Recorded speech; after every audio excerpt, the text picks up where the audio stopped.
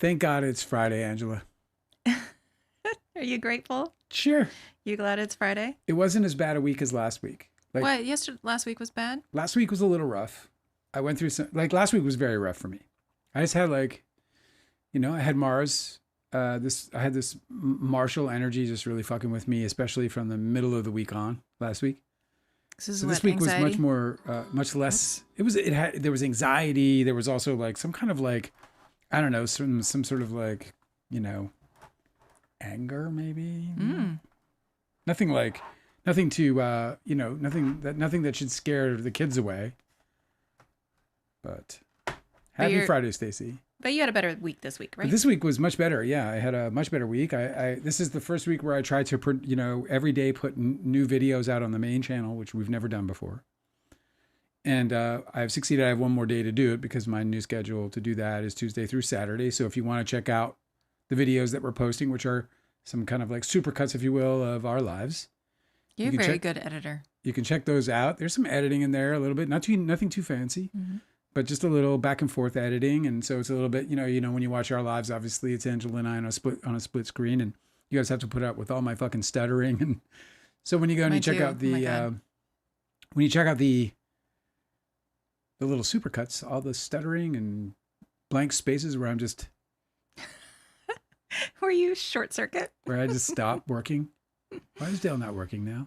I'm Boba said, I think I see the whole game. What happened with Justin Baldoni versus Lively? Happy Friday, Stacey. Good to see you. Well, I want to hear all about that. But me too. I do want to address a couple of things that Boba was talking about, because we should probably get somebody moderating. And I would love somebody to be moderating that wasn't you. Me? Obviously, we're not going to hire somebody because this is not a paying gig for anybody right now. It might one day be, and if it is, the money will be spread. But until it is, I suppose we either have to do it on our own, or we'll have to hope somebody would like to volunteer. So if anyone here or anyone who is a regular wants to volunteer to be a moderator, we could talk about that. I would love to. Stacey R said, I wasn't able to interact yesterday, but I watched the entire live and it was fire. Yeah, that's great. I love it when Dale gets all ranty. Yeah, that's funny. You did get ranty. Did I get ranty? Yeah. Yeah, well, that's okay. Well, I might get a little ranty again today. Who knows? Erica's here. Hello, Erica. Delicate's here too. Delicate is here. It's so good to see her. So this headline that you yeah. So before here. we do though, I just want to put it out there again. Anyone who wants to volunteer, look, this Why are you live. repeating yourself? You don't have to repeat yourself. This live. Well, I was going to say more. Actually, I hadn't finished. Oh, you have a whole plan? Yeah. Well, look. So, you know what? Let's just go ahead and go on then. I'll save it for another time. So let's go ahead. Yes. So today, well, first of all, let me start this off with, I see this Bijou Phillips headline today, which we will start with momentarily. And, it's so funny how in my past comes back to me in these ways. Like, and but by that, I mean, like, just sometimes I see a name and it just triggers me. Oh. And every time that I see Bijou Phillips in a headline, I get triggered every single time. Oh, because she made me so upset in my life around her. And she was such a representation of everything that I loathed in Hollywood in an instant. So no, I don't know her today. And maybe Bijou Phillips is an upstanding woman. You wrote about her in your book, right? She is in my book. Hold up your book. Which is Too Real a Hollywood Memoir, written by yours truly. There you go. Yeah, you can buy this on So there's a story in there where she's being awful. There's a story in there that is extremely harsh. That involves Leo, Bijou, Artie Robb, myself, Kevin Connolly, among others.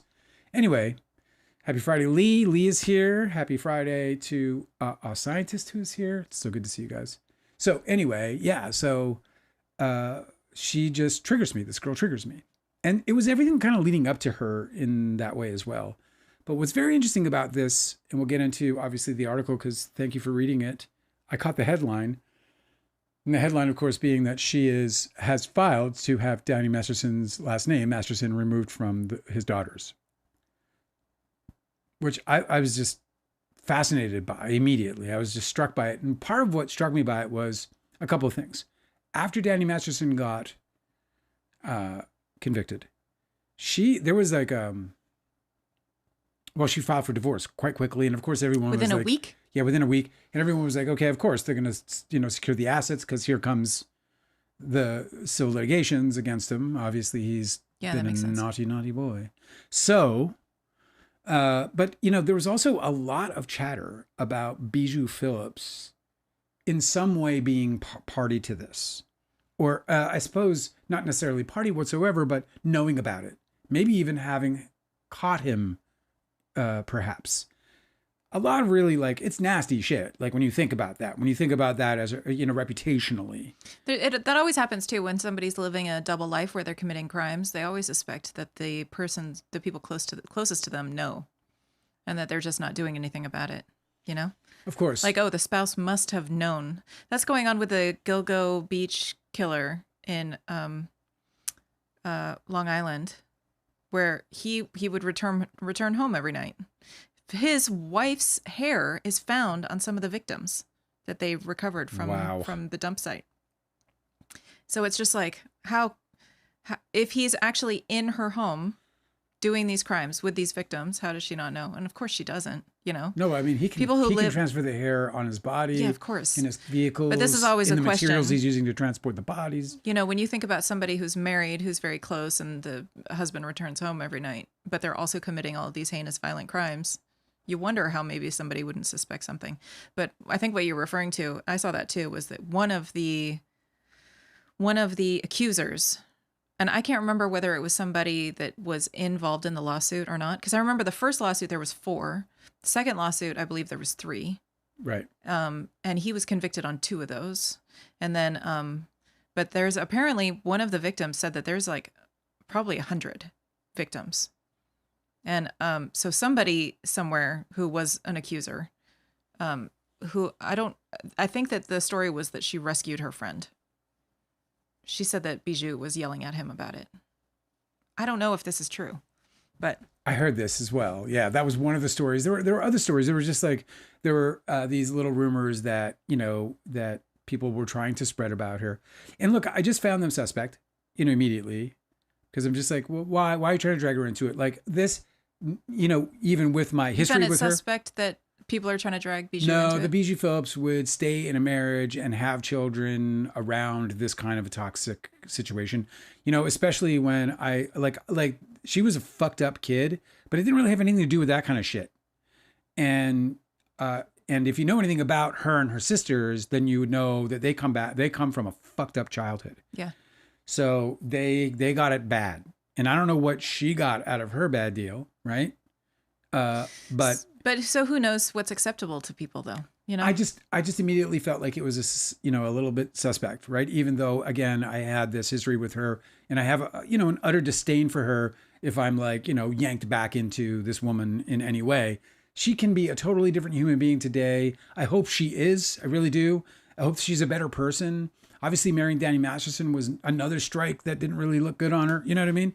But yeah, what a rough situation she's been in. It's a tough situation where I'm sure she didn't, you know, sign up for this fucking serial rapist as a father to her children. And this is where I, you know what I mean? Like if she's being the whole like Ghislaine, or however, Ghislaine Maxwell. Yeah. If she's like that in the story, there would be no children involved. I don't think, you know, I don't think she would. Yeah, I don't know. I don't think she would have kids and bring them into the world. Yeah. You don't know about it. You can't deduce that, you know. I think I'm not deducing anything, dude. I'm just hypothetical. You know, I'm being hypothetical. I'm always going to be hypothetical in situations I don't know. I'm just saying I doubt it. I just doubt it. You know, I doubt it with her history. I'm saying like when you add all the things up, you say, you know, they're very public about, you know, what their father was like through their childhood. He was a monster. And so the Phillips women. Yeah. Yeah. So anyway, this headline. So this headline kind of like. It kind of, I don't know, like it put it made me feel good about her a little bit. Like I was just like, okay, this is good. You know, like the idea that, look, you have Ethan Suplee, you have Giovanni Ribisi, you have Ashton Kutcher, you have all these people writing these letters to a judge to try and get Danny Masterson a light fucking sentence. And what we found out afterwards wasn't only that his victims were celebrating. And so what kind of a cold, hard person would you have to be to rip a father from his children and put him in jail for 30 years to life and then celebrate afterwards? Or maybe you're a victim, right? Yes, they're very clearly victims. Exactly. He is not wrongfully convicted. He's not wrongfully convicted, but then what we find out is not only is he not wrongfully, well, because there were people who questioned it, of course, because of the way that they were able to spin it out of Scientology and with the LAPD. But then what we find out later is that there could be as many as 100 victims. Yeah. There could be as many as 100 victims. Yeah, because there was a lot of people that, a lot of victims that came forward that didn't want to be named and they didn't want to be outed because the Church of Scientology is absolutely ruthless in stalking and intimidation tactics and stuff. So if that's true, or even if it's partially fucking true, and he's, even beyond the monster he's been convicted for as being, then it becomes even more like, really super shady if she had anything to do with it. Just so, she's as culpable as Ghislaine. The way it's pronounced in the book is different. But anyway, it doesn't matter. Or at least it appears to be, because she makes it really weird in the book to try and give us, I'll get to that later. Anyway. What are you talking about now? Ghislaine Maxwell. Okay. I had to look this up. So Danny Masterson is currently living in North Kern State Prison. Yeah. In California. Yeah, it's kind of a lightweight prison. And I had to look this up. I was like, he can do layups. Can he watch this show? Can he watch this show? And he can, right? No. He can? No, prisoners in North Kern State Prison, like those in other California state prisons, cannot watch YouTube. Internet access is heavily restricted to a closed system with pre-approved content. It is not the open internet. No way. Yep. So they got fucking firewalls up like crazy. Wow. I'm so conflicted about this kind of so stuff. That means they get things like emails, and which of course would also be monitored. Wild. I know. Like probably with no attachments. So they get to watch like Teletubbies or something. Like what the fuck?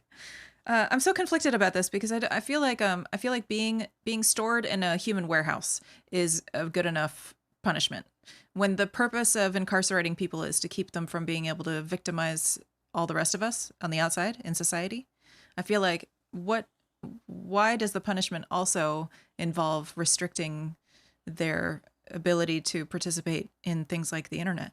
Well, I suppose one of the like first answers that pop into my head is that then they would be somewhat integrated back into society, because some people just live on social media in this country. The only difference between them and, somebody in prison where, and that's the other thing is I think that every prisoner would just be, just completely, their whole life would change, and it would be obviously a better place to live, but it would also be a place where they can stalk their victims, where they can, be able to get away with things that, I guess they don't have a whole other thing that they would have to police. I think this is the issue, is that they don't have the infrastructure for all of those communications to be monitored. It's just too much. It should be too much work, and because there's so many different ways in which people can. Because once you start opening up the internet to them, and they have devices, suddenly they're working on VPNs, so now they're not even in the prison. It just seems like that. So, to me, I'm like, at what point is it like cruel and unusual punishment? They don't get to use the internet anymore. It seems a little bit weird. But you're right. I mean, the reason why is that the prison hasn't created an infrastructure to be able to manage that. And should that be the prisoner's fault? I don't know. I feel like Danny Masterson. I don't mind them not having. I feel like Danny Masterson should be able to watch YouTube. He is where he can no longer harm people, and that is the purpose of incarceration. I don't mind them not being able to watch YouTube. I think that they should have. I don't think they should live in despicable, deplorable conditions. I think they should have proper access to healthcare, dental. They should have meals, all the things that every dignified human should have. They should have. What they shouldn't have, to me, is if they're incarcerated, they shouldn't have contact with the outside world except through very strict privileges, because that's the whole fucking point. And that's why I think they have to be restricted from the internet, because it's like, you don't get to do that. No, the whole point is that they're physically unable to harm other people. Well, that's the point. Listen, I don't agree with that at all. They're restricted from other people in every other way. Dude, we had a girl go to jail for a period of time. We had a girl? We as a human race had a girl go to jail for a period of time because she convinced somebody to unalive themselves. Yeah. Through texts. Okay. Like if you have criminals sitting in jail and they have access to society, they might find ways to, penetrate and perpetrate crimes from which are cyber and which are psychological. No, I mean, I get it. Yeah, I mean, I just think you gotta keep. The whole point is to keep them away from us, and I don't think it's a bad idea. The whole point is, but I don't think they should be otherwise. To me, it seems excessive. Mistreated. Oh yeah, I mean, you obviously going to disagree on that. Certain websites could be You wanna restricted. Well, no, I mean, here's the thing. Okay, so if they're on restricted websites that are pre-approved, why isn't YouTube one of them? I don't think it's probably websites. It's probably more like this is such a weird conversation. I don't know, but I doubt they even have access to much entertainment whatsoever, except maybe one or two approved things that are curated. So maybe they also might have like access to things like radio or so like a Spotify situation. So they might have easy access to those kinds of things. It might be that they really restrict social media in general. Because again, what they probably are trying to protect them from. So in other words, they might have access to things like Netflix. So if we get picked up by Netflix. What I mean is like, okay, yeah, so restrict their access to social media. Fine. Okay, problem solved. Do you know what I mean? So, but YouTube is social media. So that's the problem. I guess you're right. It is. Anywho, so yeah, the headline was that Bijou Phillips is trying to get her daughter's name changed from Masterson to Phillips. And the article just basically supported that more or less. Like, did they cite anything? Was there any comments made? Did anyone speak about it? No, it was just a filing, I think today. But did the filing reveal anything? Like, I don't know whether, here's the thing. It's tough because I don't know what sort of parental rights somebody who has been convicted and is serving life even gets. Like, it's not like they get to advocate. Like, and would Masterson even want to prevent that from happening? It makes no sense. Because ultimately, he has to recognize, and everybody has to recognize, that his daughter is a victim too. Not of the crimes that he's convicted of, but of the situation. So his daughter is like ensnared in this situation, this name proximity. Yeah, she doesn't want her reputation is going to be damaged because of his crimes her whole life, right? No, living with your daddy as a rapist is it's a cruel and an unusual punishment. So I don't know whether there's even a way for him to fight it, or whether it's just a filing that's going to go through and that's that. We don't even know that they're not communicating that this is something they've discussed and that they've mutually agreed on already. Right. I have no idea. I mean, I hope that it's obviously in protection of the kid or kids, and I'm glad that they're getting that or whatever. But it did give me this like little glint of hope that maybe Bijou certainly. What I want to say glimpse of hope, because I didn't really find anything credible about these accusations about her knowing or covering it up or tolerating it. I mean, I can see why perhaps somebody might, if they did see it, because their whole life is built around it, right? He was the pillars of that household, He was the guy working. Well, he was. I mean, his money was insane. I mean, yeah, he was a massive TV star. I don't know a lot about it. I know that he was a DJ. Well, he was also a TV star, you know that, right? And he had a series. Did he work a ton though? Yeah, for sure.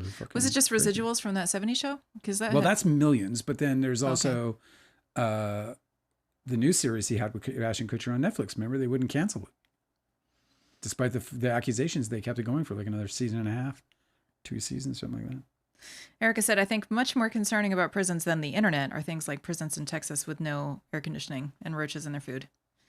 And Stacey R is asking, did you watch the Alabama Solution? That's this weekend. Yeah, this weekend we're going to watch that. It's going to make us angry. We're going to get angry. I'm going to be ranting. I'm going to be like, what the fuck is that about anyways? Get off my lawn. Well, I hope that his daughters can get out from under their father's gruesome reputation.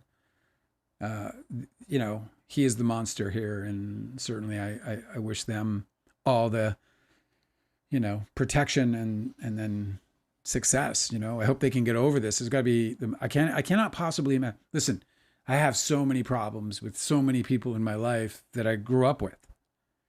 None of them are that traumatic. And they're traumatic. The ones I've dealt with are traumatic. I know, to be like, okay, the dude I know as my father is a serial predator. Like, that's serial predator. So hard. Who has... The kid's so young, too. So according to this article, she's currently 11. Ugh. It's going to be a long road to sort of... Yeah, there's no comprehension there. You can't have any comprehension there. There's a lot of tangles to untangle. Anywho, I don't necessarily think it's worth it. I wonder what that's like. I mean, think about that. I mean, man, that's just such a curious... See, this is what I'm talking about when it comes to being creative and creative writing. And when I talk about like seeing life cinematically, I immediately in my head go right in and I just want to be in an 11-year-old girl's world where she has to immediately like deal with the fact that her mom is having her change her name from her dad's. Her dad's been taken away. Listen, I don't understand why. It's the craziest thing. Like fascinating. When I think about back when I was like 11, right? Like every kid, everything that ever happens to a kid happens to them. Like the sky is falling on them all the time. Like everything horrible that happens is visited upon them. Like these kids are just like, just in any situation ever.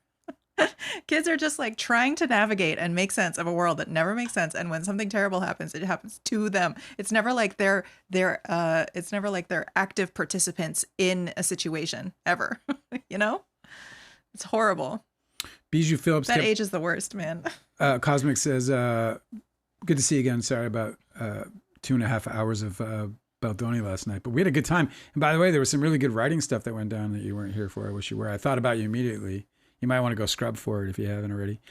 Bijou kept trying, says Cosmic, to get Heather Malazano. These are just allegations. I don't know. Malazano, whatever, to relapse during filming in Hostel 2. Do you know if any of this is true? She bullied Danny. Well, I know that there are accusations that have lived a long, long time. You should just be careful about reading stuff without, couching it. And she bullied Danny Franzese. You're not. For being gay. You're not going to be careful? During the filming of Bully, Brad Renfro, Michael Pitt defended him.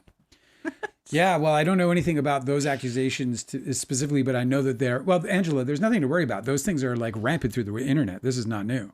You can just look up Bijou Phillips and you'll hear everything. What's odd about it is the one that I heard that I never hear about, but that was absolutely everyone talked about in Los Angeles was the cigar clipper incident and a man's finger. Yeah. And this is allegedly? Yeah, but it's one of those allegedly that It's allegedly, right? All but certain happened. Well, you can say that, Angela, but there are, when you have like it's not me. So many different people from, so let me finish what I'm about to say, I tend to please. recognize when we're talking about people who are really well lawyered up. That's all. She's already got beef with you, bro. Like, I don't know why you want to, I'm good. I'm good. These are rumors and not rumors I started, and we can go find them. It's not a big deal. Okay. Don't make this weird, bro. I can talk about people. It's totally, she's a celebrity. I can say whatever I want about her, actually. Okay. I'll just actually speak, whatever I know to be fact, including citing when I have heard rumors. And yeah, there are a lot of different rumors about her. That's true. Cosmic said that Bijou first said that she believed her sister Mackenzie about their father, but then later took it back and said that she didn't believe her. So Bijou, I guess, wasn't subjected to this. That's true. And I remember reading that as well.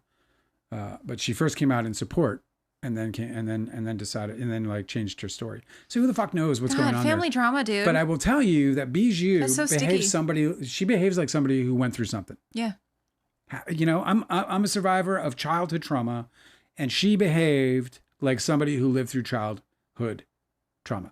Like she does fucking really abusive things. I've witnessed that. It's true. Teenagers who are extremely impulsive and risk-taking usually have some history that they're running away from.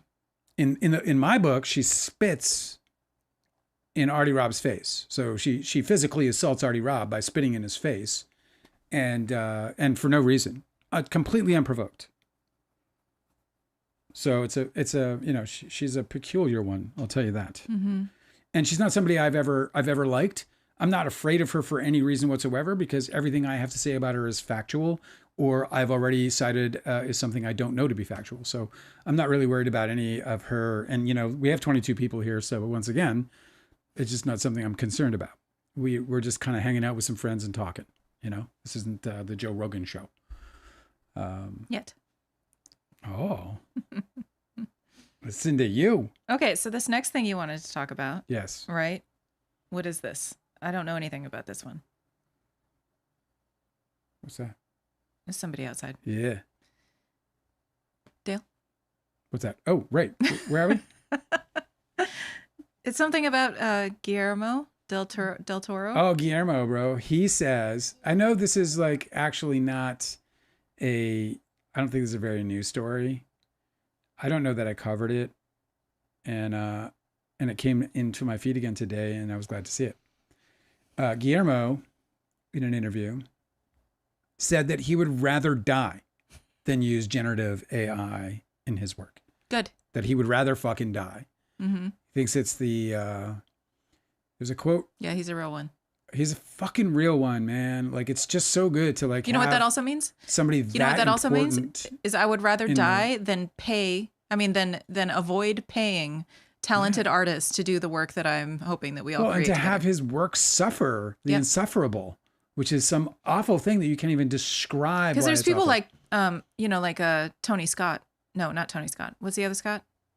Ridley Scott. Yeah. So he was talking about how he's going to embrace AI. And I was like, okay, well, what you're really saying there is that you don't want to pay talented employees. Well, you don't want to hire people who are good enough to make these graphics or whatever it is you're going to use it for. You don't want to pay people. There are things that I recognize where they can be useful and that would, either, hasten certain jobs that others would do, or hence then making them potentially smaller on a project, those jobs. So not necessarily replacing somebody, but making them smaller. I can see it. Like, I can understand that innovation comes in life and it's just like, what he's talking about, he's very specific. He said generative AI. That's very important. Like, I use AI in my editing, and I'm really content with using it for what I'm using it for, which is talking head cutting of you and me. Right. I think it's important to make it very clear that the AI you're using is built into your software. Well, there's a couple of caveats. Like, it's not like you're going out and seeking like whatever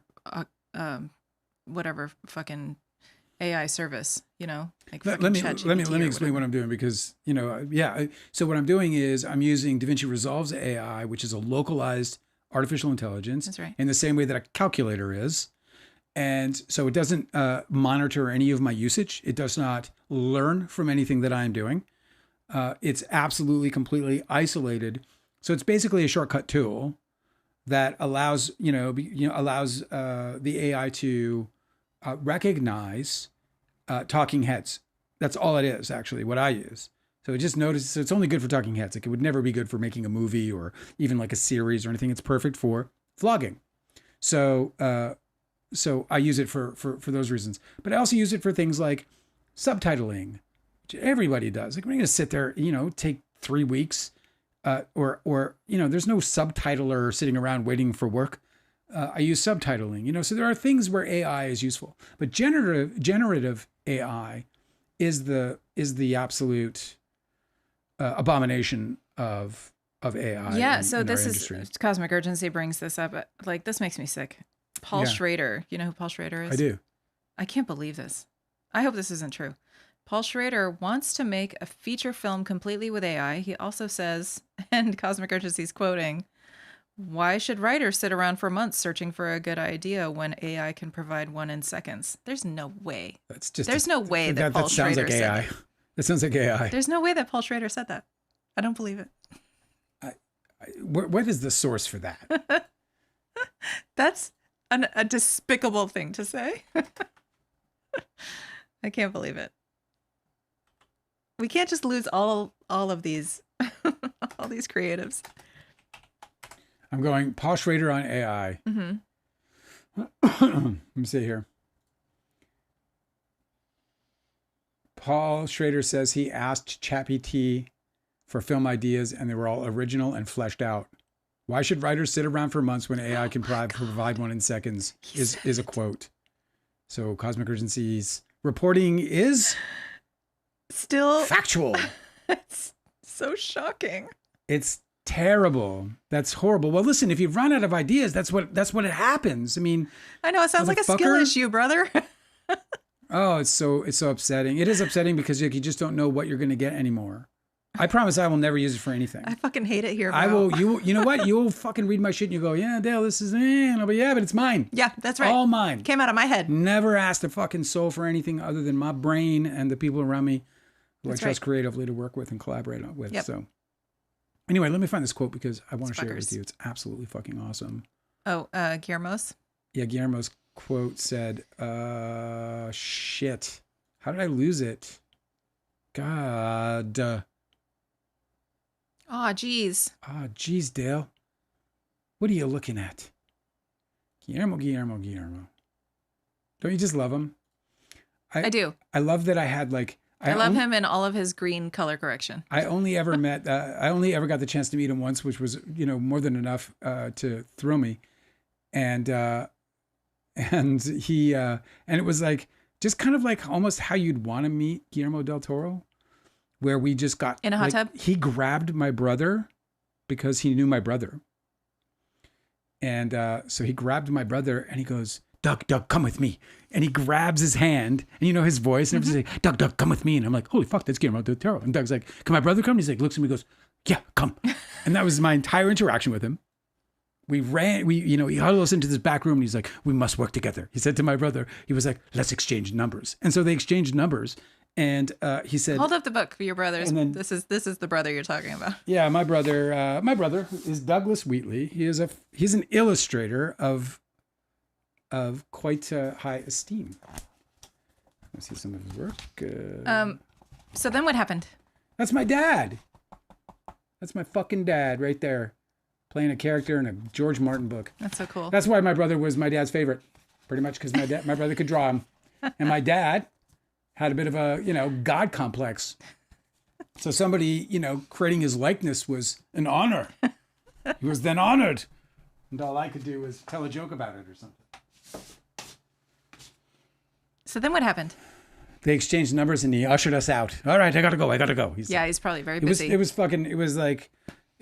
so great. 3 minutes of bliss. I liked your... It was just being in his presence and being able to observe him. And, that was fun to be able to like be in his presence and have him like, usher us in and out of the situation in a hurry and in this like super almost clandestine way. It was like, we must go in secret, like it felt like that. It felt like I was a part of a mystery for a minute, I wonder why he had to usher him off and take him someplace. Was it because he didn't want somebody like a fan to interrupt them? No, I think it was because they were exchanging numbers and he didn't want anyone to see over his shoulder or take pictures of, because that's what these fucking people deal with. Yeah, of course. So I think he ushered him into a place where he could have some privacy enough to.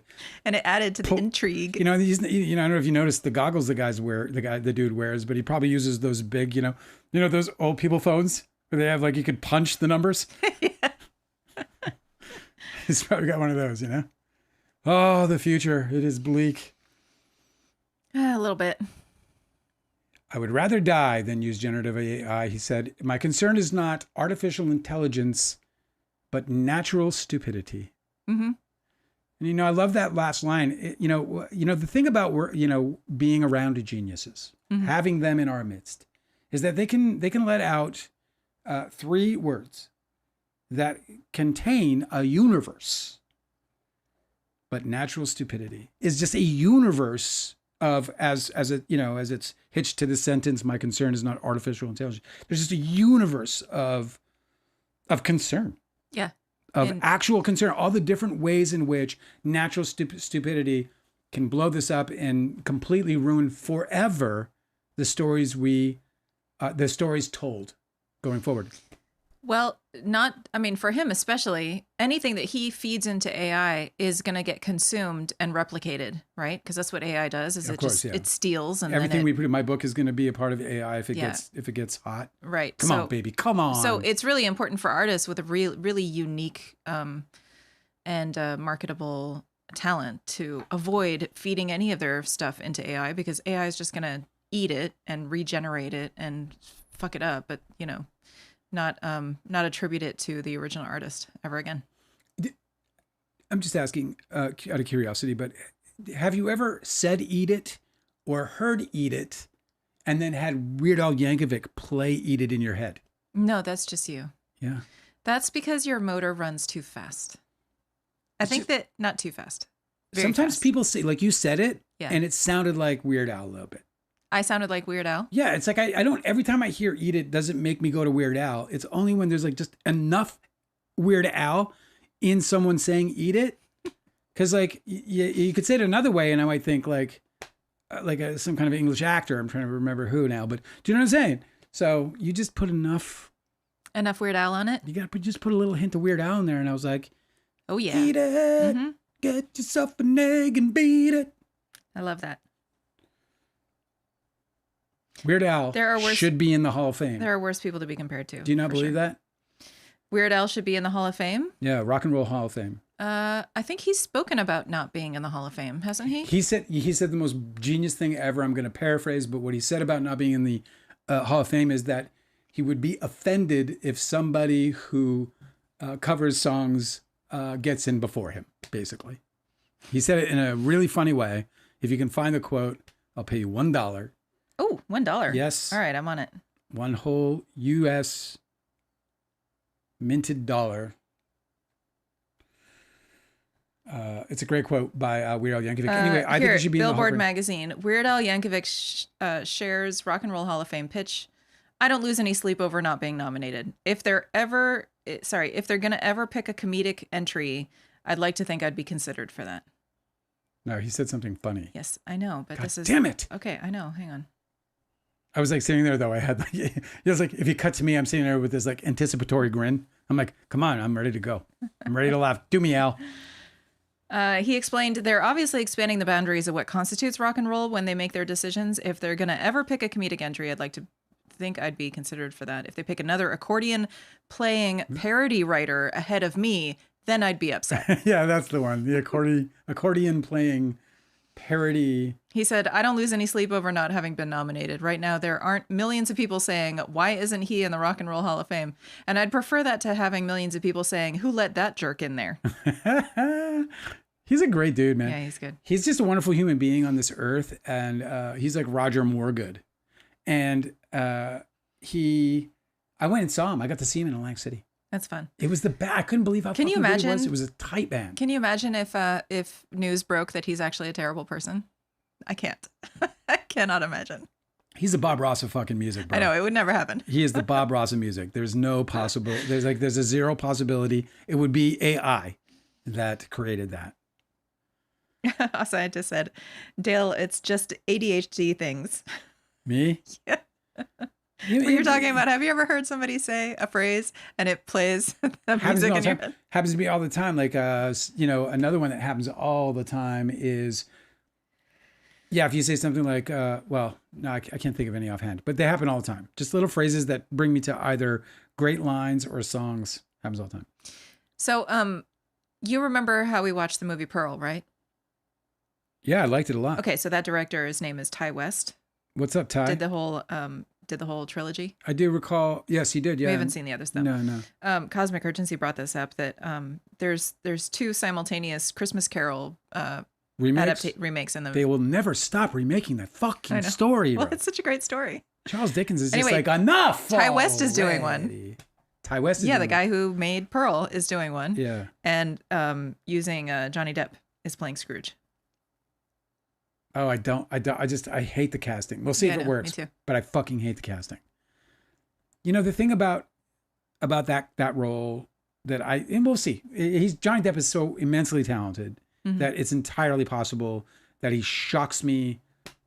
But he already, kind of destroyed for me, what's his name from Charlie Factory? Willy Wonka? Willy Wonka, yeah, he kind of... Yeah, was he playing, was it closer to the book or whatever? What? That was weird. I didn't read the book, so all I had was my boy. Read the book either. I just don't know how it was such a departure from whatever. I guess it's good that he wasn't trying to remake the original Charlie and the Chocolate Factory movie. I think I'm going to rewrite A Christmas Carol into something completely different. Yeah, do it. I'm going to turn it into something else entirely. Just rewrite it. Like everybody's doing everything. I'm just going to rewrite it entirely into something else. Yeah, do it. Nobody's going to stop you. Nobody can stop you. Do you know when you're unstoppable?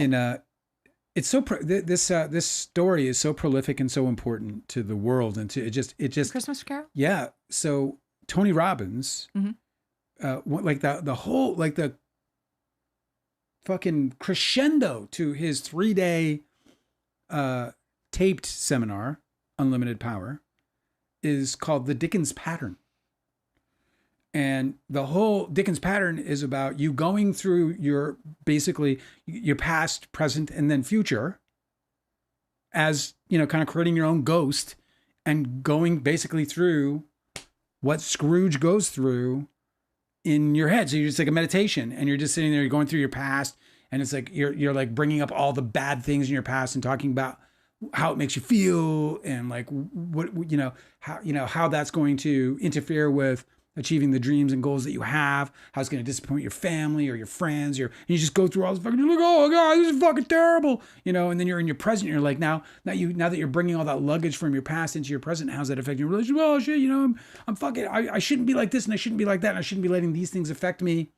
And then you go into the future where you get rid of all these things, you become this perfect version of yourself, and then you like play in your mind your interactions with all the people who are closest and most important to you. And I got to tell you, I did it many times, and absolutely none of them, like the good one, like the wake up Christmas morning and everything's great and you're throwing money at people, my version, all that, it never happened. Never. It didn't even come close.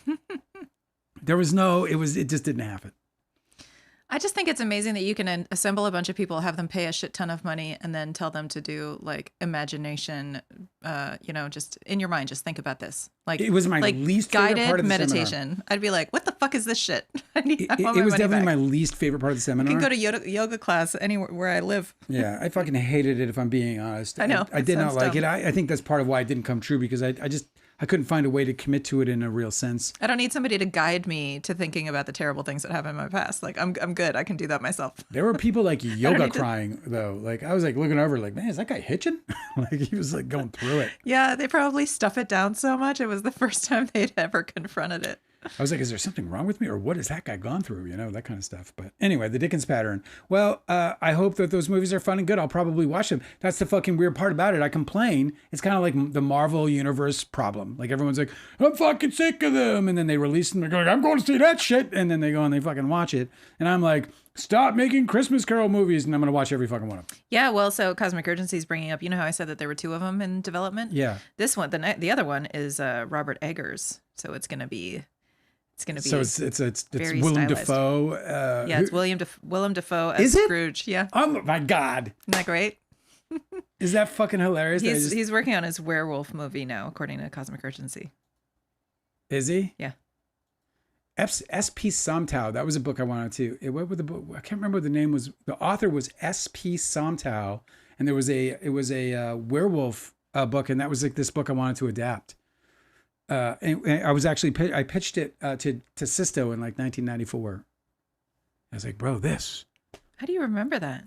I just remember the name of the author, but I don't remember the name of the book. Moondance by That's S.P. Somtow? Moondance, yeah. I read that book back in whenever. Check it out. Yeah. Oh, it's got like, the cover is like Three Wolf Moon. It is. Yeah, that's right. It is. Set against a brilliant panorama of European expansion into the West in the late 1800s, Moondance is the horrifying tale of the illegitimate son of the Count von Backel-Wolfling. Yeah, I know. Leader of a pack of Viennese werewolves, and of the boy's all too human governess, Speranza. Oh, Speranza. These names are just bringing me back. The pack has decided to emigrate to America in search of wild lands and unsuspicious human prey, but unbeknownst to them, the Dakota Territory is already home to the Shungmanitu, a clan of the Lakota Sioux who become wolves by the light of the full moon. It's a werewolf battle. It's so good. It is. It's a colonizer werewolves against native werewolves. So good. Let's go. I know, right? Go. I know who I'm rooting for. Exactly. Go home. Yeah, that's very cool. It sounds super expensive. Yeah, I love the book. I devoured it, and then it's 544 pages. Oh my God. Yeah, I read it twice at least. I think maybe even 3 times. I'm gonna read this. This is great. It's a good book, man. Happy Halloween. Read this. Read werewolf books. There you go. That's right. There's a Halloween book that probably no one's ever heard of that you could read. Lee said, I just watched Nosferatu. Did you like it, Lee? We gotta check that one out. What are we watching this weekend? We're watching. We are watching Eddington. I'm excited. And we're also watching 3 Billboards. We're watching 3 Billboards, which I have not seen, and I'm somewhat excited for. It won the Oscar, isn't Frances McDormand in that or something? Yes. Yeah. She's always delightful. And then also the Alabama Solution. The Alabama Solution. We're gonna watch that. Mm-hmm.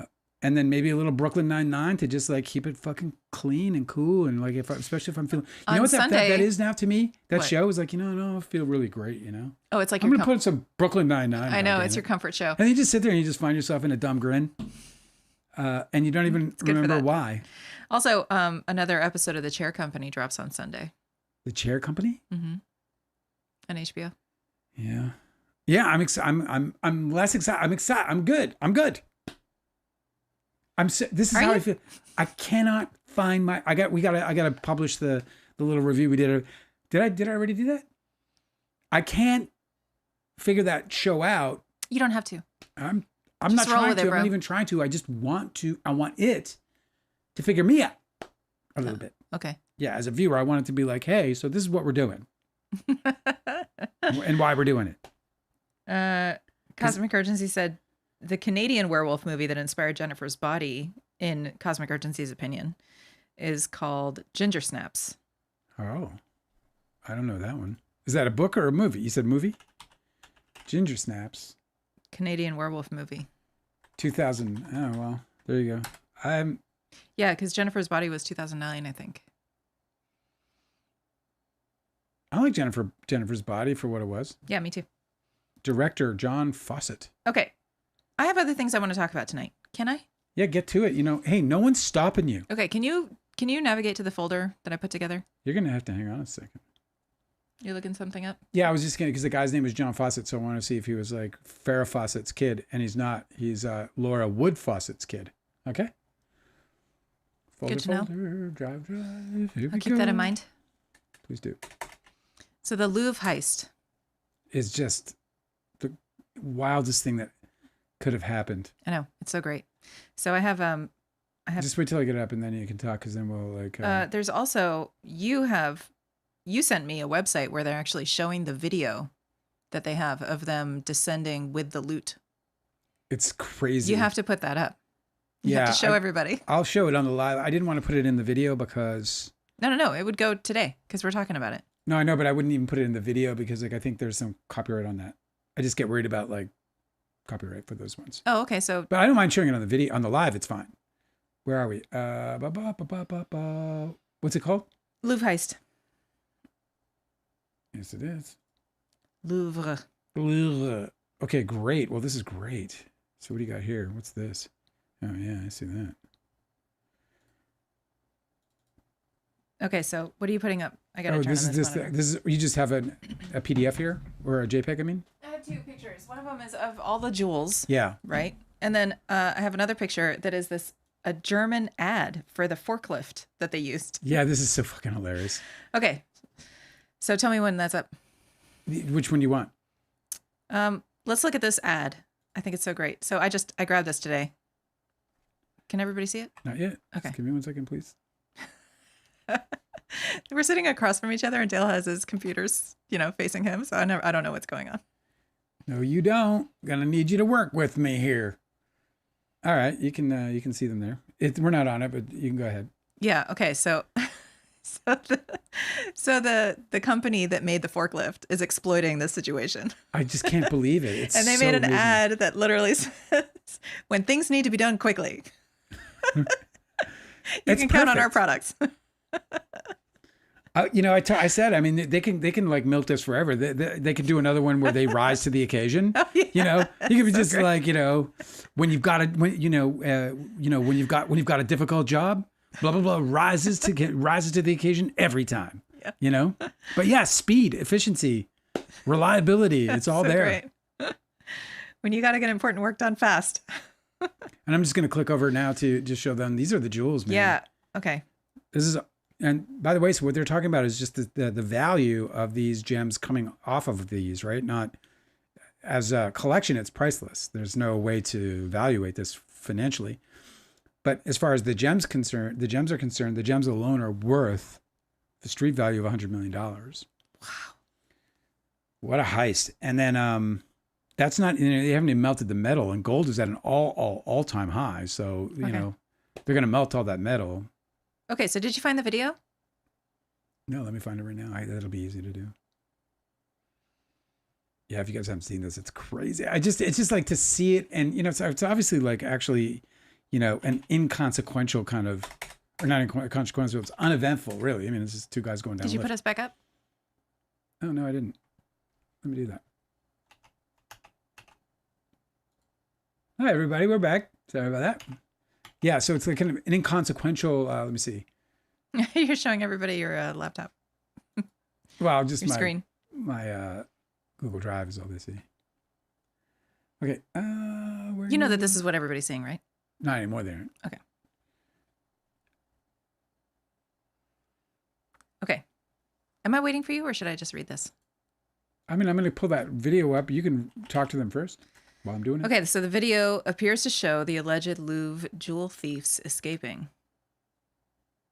Video has emerged appearing to show the alleged thieves behind the Louvre heist making their escape on a mechanical ladder in broad daylight. All right, so here's the video. It's so nuts. Two people can be seen looking around frantically as they slowly descend minutes after the famed Paris museum was broken into, and 88 million euros worth of France's crown jewels were stolen. The gang of 4 thieves have not been caught, and on Wednesday, the Louvre's boss admitted that staff had failed to spot them early enough because there was only one camera pointing on the gallery where the items were displayed. In the video, the truck fitted with the ladder is seen parked by a busy road running along the Seine as vehicles pass. All right, here's the video. Oh, let me do this real quick. Oh yeah, we're good. Because also, let me put this on so you can hear it. You guys are also going to hear some of this sound that comes with it because it's wild.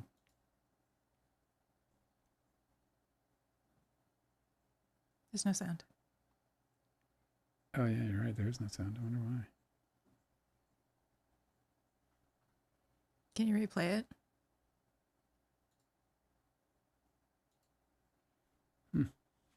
Yeah, well, I'm letting you watch the video, but hang on a second. Oh yeah, I found the problem. Okay, you guys ready? Here we go. Merde. Okay, merci. Those guys have $100 million worth of gems. Look at them fuckers. They're like, get this thing down. Putain, ça y est. Got the dog's attention. La police. La police.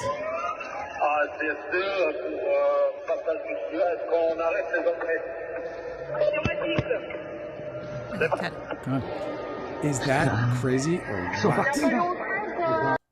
Amazing. It's amazing. I can't believe that they just did this in broad fucking daylight in the morning, get rolled up with fucking vests on. And I did, Angela.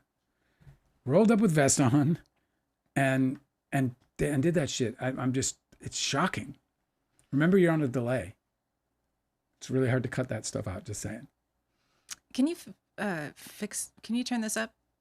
Thank you. That's great. Okay, Laurence Descartes told French lawmakers that the Louvre planned to double the number of CCTV cameras in and around the museum. Well, it's too late now. What are they going to steal now? Well, but here's the thing. Like, there was another fucking heist. Yeah, I know. I'm going to get to that. Like, France has just been like that, like hours later.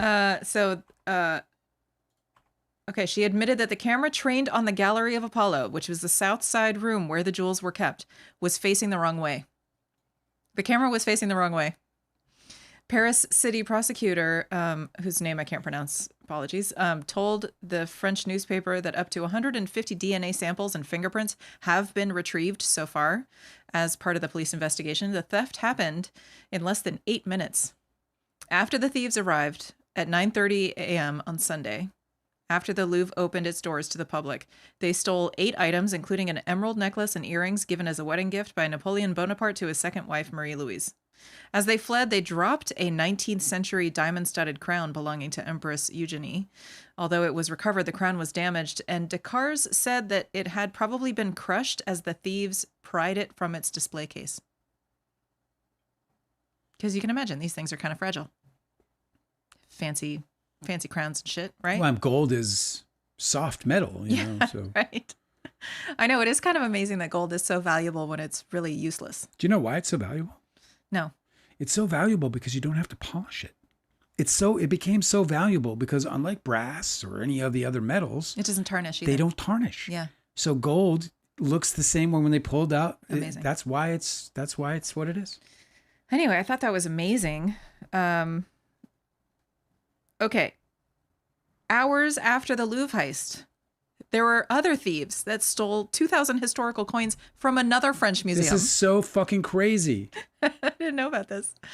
Hours after thieves launched a brazen heist at the Louvre in Paris, another French museum was ransacked. Authorities say a group of robbers stole 2,000 silver and gold coins worth more than $100,000 from the Maison de Lumière, the House of Enlightenment, on the night of Sunday, October 19th, same day. They're going to be the guys that get caught because they're going to be the guys drunk in a pub who don't. They're going to be like, yeah, they got away with $100 million, but we did fucking great. And that's how they're going to get caught. They're gonna I know. be like, They're going to be like, like jamming gumball machines on accident and like exactly. sticking priceless coins in there. Oh, shit. I thought it was a quarter. Or like flip them out of windows to kids. Yeah, kids. You there. Get me a goose. Get me the biggest goose in all of France. When the facility opened the following morning, a security guard came upon a smashed display case and realized the coins had been stolen. Oh my God. Do you hear that? I can't believe it. It was when they opened in the morning, the security guard was like, oh, I guess someone got stolen. This is smashed. Guys, this isn't good. Sacre bleu. Sacre bleu. They made the fuck out with, I was like, it's $100,000, a very modest robbery, but still, like, what a thing to happen. Local officials said the culprits broke into the hotel, which houses a small museum, and forced their way into the building before making off with the historical coins. The local prefecture said in a public statement that the robbery was conducted with great expertise and precision, suggesting a targeted operation. No arrests have been made, and authorities have not publicly identified any suspects. Did they not know that it was only worth $100,000? Because that just seems like, I don't know, like, does that seem like worth it to you? No. Like, I would need, like, I want the Louvre money. No, if I'm going to do some coins. shit. Yeah, right. Like, me sitting there, like, working every day. It cost $100,000 to investigate it. That's ridiculous. It's just not enough. Anyway, it's so crazy that they didn't have any nighttime guards. The guy showed up in the morning for work. You know? Dinosaur is reading the book and said that it's enjoyable and that there's a lot of interesting sequences so far. Well, that's great. Oh, yeah. I hope You're really good at the sequences. I hope you keep enjoying them. Yeah, I like. And that's what makes it a page turner. Yeah, I like to. I like to write in sequences. I guess so. Yeah, I guess there's like a lot of people who just kind of write. Like and then. Yeah. Yeah. Instead of like. This book I'm reading now has a couple stuff. of after that's. Mm-hmm. After that, I was like, really? After that? Okay. All right, we'll go with after that. It's your tragedy. This book is so fucking intense. By the way, I'm reading currently, what's it called? Nobody's Girl? Nobody's Girl by Virginia Giffrey. Yeah, Virginia Giffrey. It's brilliant. Oh, Dinosaurs from United Arab Emirates. Dinosaur's asking, is it possible to get the physical copy in other countries or only in the USA? I think you can get it anywhere Amazon is. Yeah. Of Amazon the book. prints them. Yeah.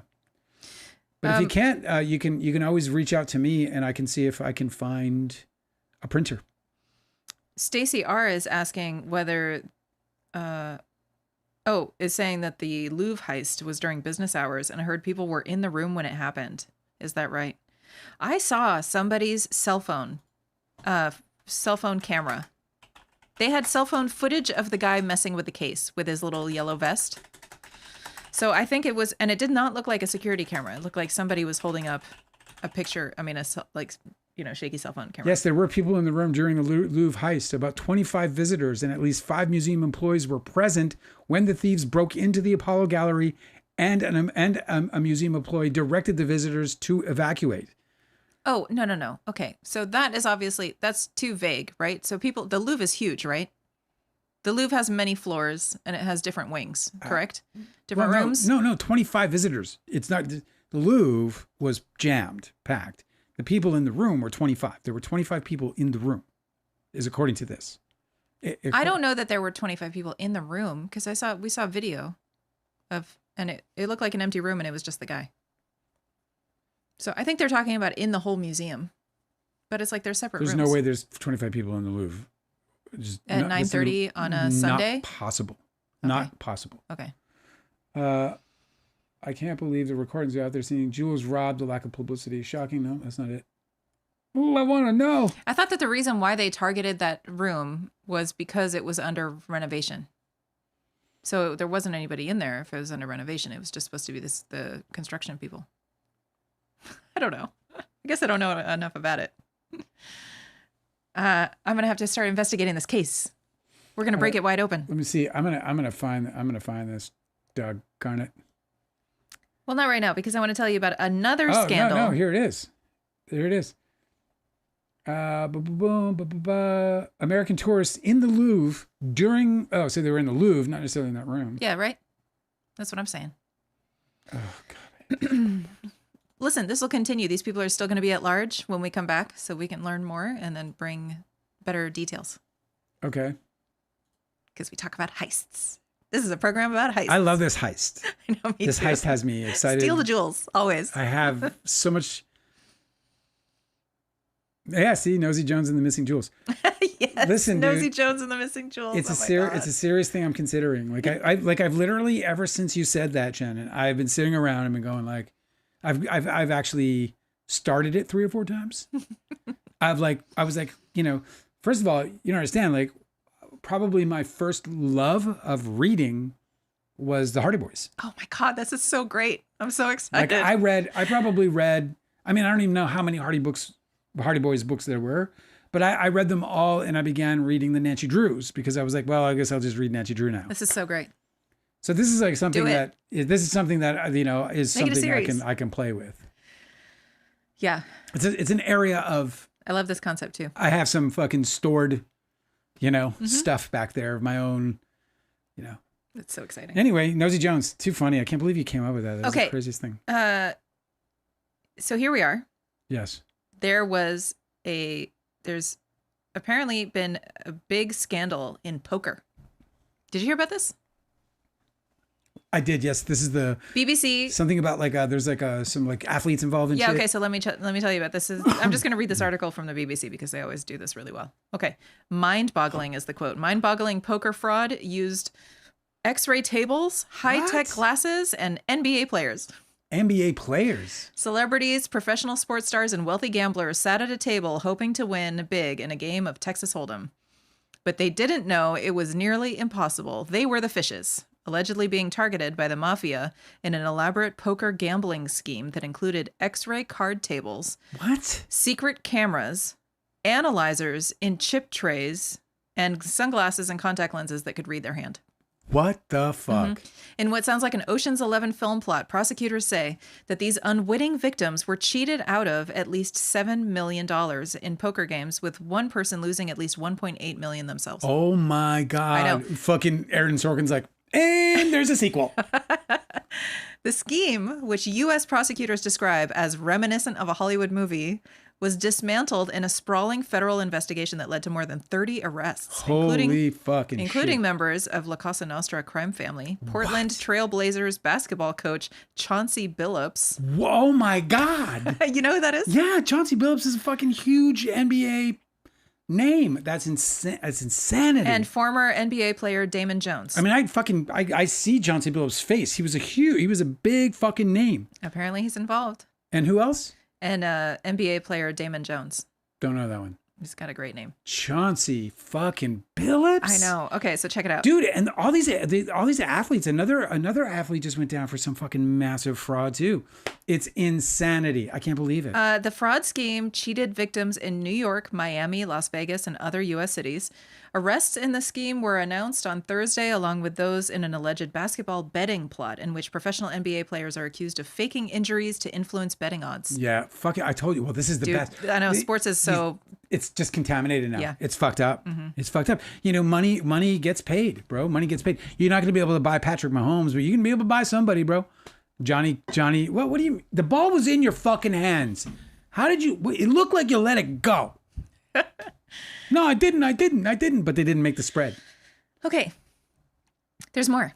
You want to hear more? Yeah. The underground poker scheme started as early as 2019, prosecutors say, and was allegedly operated by the mafia, specifically by members of the notorious crime families, including Bonanno, Gambino, Lucchese, and Genovese. Wow. Genovese. I don't know. This is fucking crazy. I know. A cut of the profits, prosecutors say, helped fund their criminal enterprise. Former professional athletes, described by prosecutors as face cards, were enlisted to help in the scheme and entice victims into playing. This is what Toby did with Leo.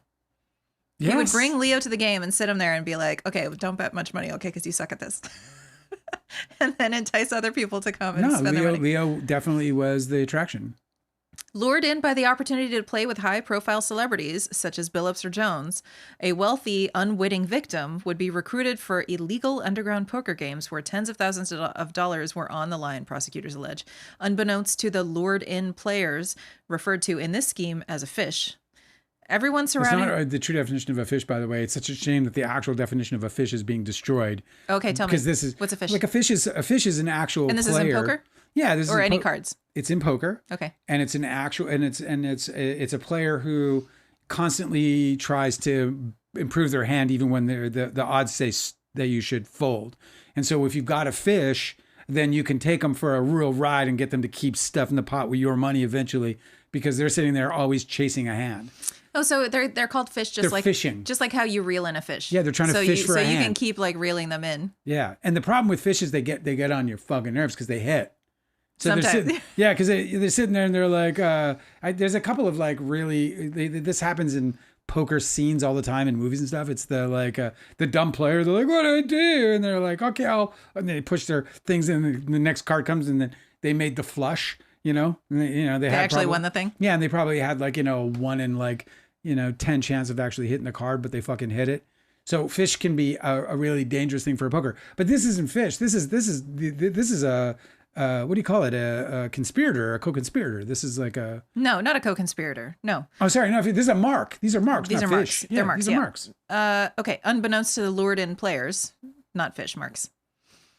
Everyone surrounding them was in on the elaborate scam, from the players to the dealers, even the technology used to shuffle the deck and count the chips, according to lengthy federal indictment. Oh, that's was it a shuffle master or whatever they call those? Yeah, well, so this is interesting. That's what Toby brought to the... So in Molly's game, she was talking about how he was super paranoid about people cheating, which probably means that he was a cheater. He also didn't want anyone touching it. I know, which means that he was probably projecting, right? So he would bring his own card shuffler. I think it's called like the Shuffle Master 2000. Shit.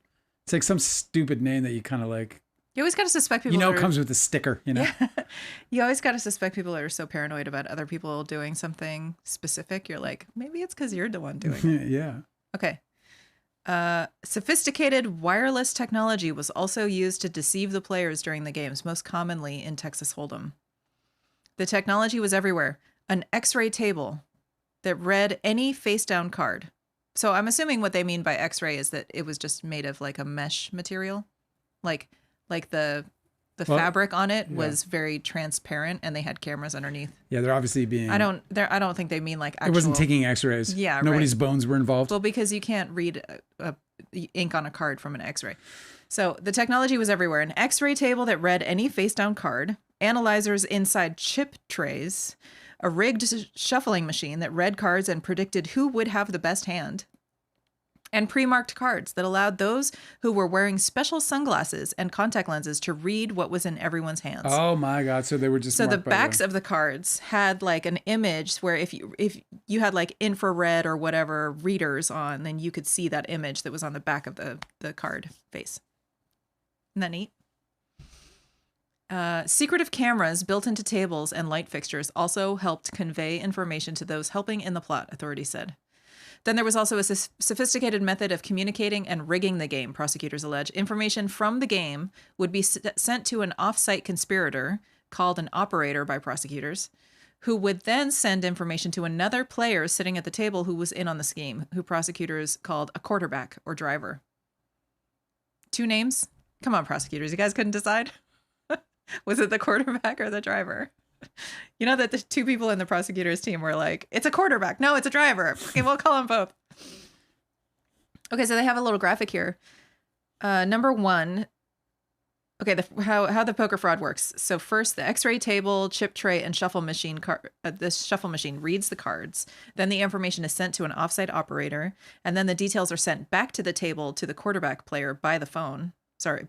Somehow he's receiving the signal. And then he secretly signals to colleagues. Okay. That person would then secretly signal to others, prosecutors allege, effectively stealing money and making it impossible for victims to win. Texts from the U.S. Justice Department's evidence suggest that the quarterback would either touch the $1,000 poker chip, tap his chin, wrist, or arm to signal which conspirator had the best hand. If the victim had the best hand, the quarterback would touch his black chips. The text also appeared to show that at times the conspirators agreed to lose some hands in order to keep the victims at the gambling table for longer. You do that even without without cheating. You when you have a fish, you pay. You would throw your own game? Yeah, you pay the fish off a couple times, get the fish happy, and then the fish is like, "Oh, I'm fucking so good at this game." Poker's a very not for me, dude. It's a very, very heavy game. You played poker a lot? I'm excellent at poker. Oh, really? So you're good at tricking people I think that I can. I think I have a world-class game of poker. Oh man. I actually, I studied for, how I get. I dive deep. Like you hyper-focus for sure. I hyper-focus. I read the books. I practice. I fucking memorize. So in my height, I could count like cards. I could count outs. Outs are like the number of possible hands, cards in the deck that remain and are able to help my hand. Why is it not allowed for you to count cards? Like if they catch somebody counting cards, they throw them out, right? Yeah, I mean, the counting of cards is ultimately me seeing how many face cards that might have been tossed in the muck. Like, so I'm just kind of tracking the muck. So you can't really know, but the reason is because like you have your own cards, you can see those, and then you can see the ones that get turned over, in hands that fold that get turned over, and then you can see the ones that get played for. They're called the community cards. Mm-hmm. So when the community cards are all played face up. It's so much to track. So at that point you can come up with a basic number because you know how many cards have been dealt. So it's like, okay, well, I know that, whatever number of cards have been dealt. So there's say 30 cards left in the deck. I know there are 9 cards that can help me. And so I figured out what my odds are, right? So I've got. My question is, why isn't that allowed? That seems like it's just a really skilled way to play cards, but it's not allowed because it's cheating, right? No, it's allowed in poker. Oh, well, how come You're not allowed to count cards in blackjack. Like if you're caught counting cards in blackjack, they'll escort you out because first of all, you're playing the house. In poker, you're playing the other players at the table. The house is raking. So the house is just taking a commission anyway. They don't care. The house doesn't want to see cheating, but they don't counting cards, and it's not counting cards, it's counting outs. And you're not counting, so anyway. So complicated. And you're not sitting there, you're not feeding it into like some kind of counter. Okay, well, I want to read the rest of this article. It's not much longer. Do you want to hear it? Do you want to hear more about this scheme? Yes. Another series of texts suggests participants in the scheme avoided suspicion of cheating by swapping in players and losing money to co-conspirators. Authorities estimate that each game would leave a victim out of tens or hundreds of thousands of dollars. Prosecutors say the defendant allegedly laundered the funds from the scheme through cryptocurrency, cash exchanges, and shell companies. A cut of the profits went to those who helped in the plot, prosecutors say, and some allegedly went to fund the mafia's criminal enterprise. FBI Assistant Director in charge Christopher Raya said this alleged scheme wreaked havoc across the nation, exploiting the notoriety of some and the wallets of others to finance the Italian crime families. Unbelievable. Phillips. I honestly thought they were all like, in Florida fishing and doing whatever and just spending the old guy's money. I didn't know that they were still like, oh, we can't get enough still. Okay, wow. So Phillips, right, who was accused of being a face card in the fixed card games, was arrested in Portland. He's been placed on leave by the NBA. The Portland Trail Blazers said in a statement that they were aware of the allegations involving their head coach and were fully cooperating with the investigation. Jones was arrested in retaliation. Jones was arrested in relation to both the poker and NBA injuries scheme. He is charged with 2 counts each of wire fraud, conspiracy, and money laundering conspiracy. Chauncey? No, that's Jones. Because, so he was arrested in relation to both this poker scheme and the NBA injury scheme. What a scumbag. I know, dude. What an actual fucking scumbag. Way to throw it all away, what dude. A dirt I'm sure you spent your whole life achieving these this level of status. I can't believe people are so fucking corrupt. That's so weird. Do you know this guy's getting mad money to play the game? I know. Like mad money. Like the kind of money you and I can't imagine. Like even if you're getting league minimums in the NBA, you're fucking making really great 6-figure money. Are you a better poker player than Shannon Elizabeth, Mr. Hands 57 is asking? I don't know. I've never played her. I think I'm the best poker player in the world. So yeah. Listen, I'm not, I haven't played in years and years and years, so I'd have to sit down and get back to work to get back to form. But I think that I can play poker at the highest level. I can't rank whether I'm better than anybody else because I just don't, I don't feel like there's anybody I can't play against. You know, are there better poker players than me? Of course there are. Is Tobey Maguire a better poker player than me? Probably. You know, one of the things that make players great is that I don't give a fuck. And Toby has, I don't give a fuck all over. Yeah. Like if I sweat my money. Yeah. So if you were like filthy rich like he is, then you wouldn't have to worry about it. You could play more confidently. Yeah, like one of the things that make a poker player bad is when a poker player can't handle the swings. The swings, that means like, you know, losing.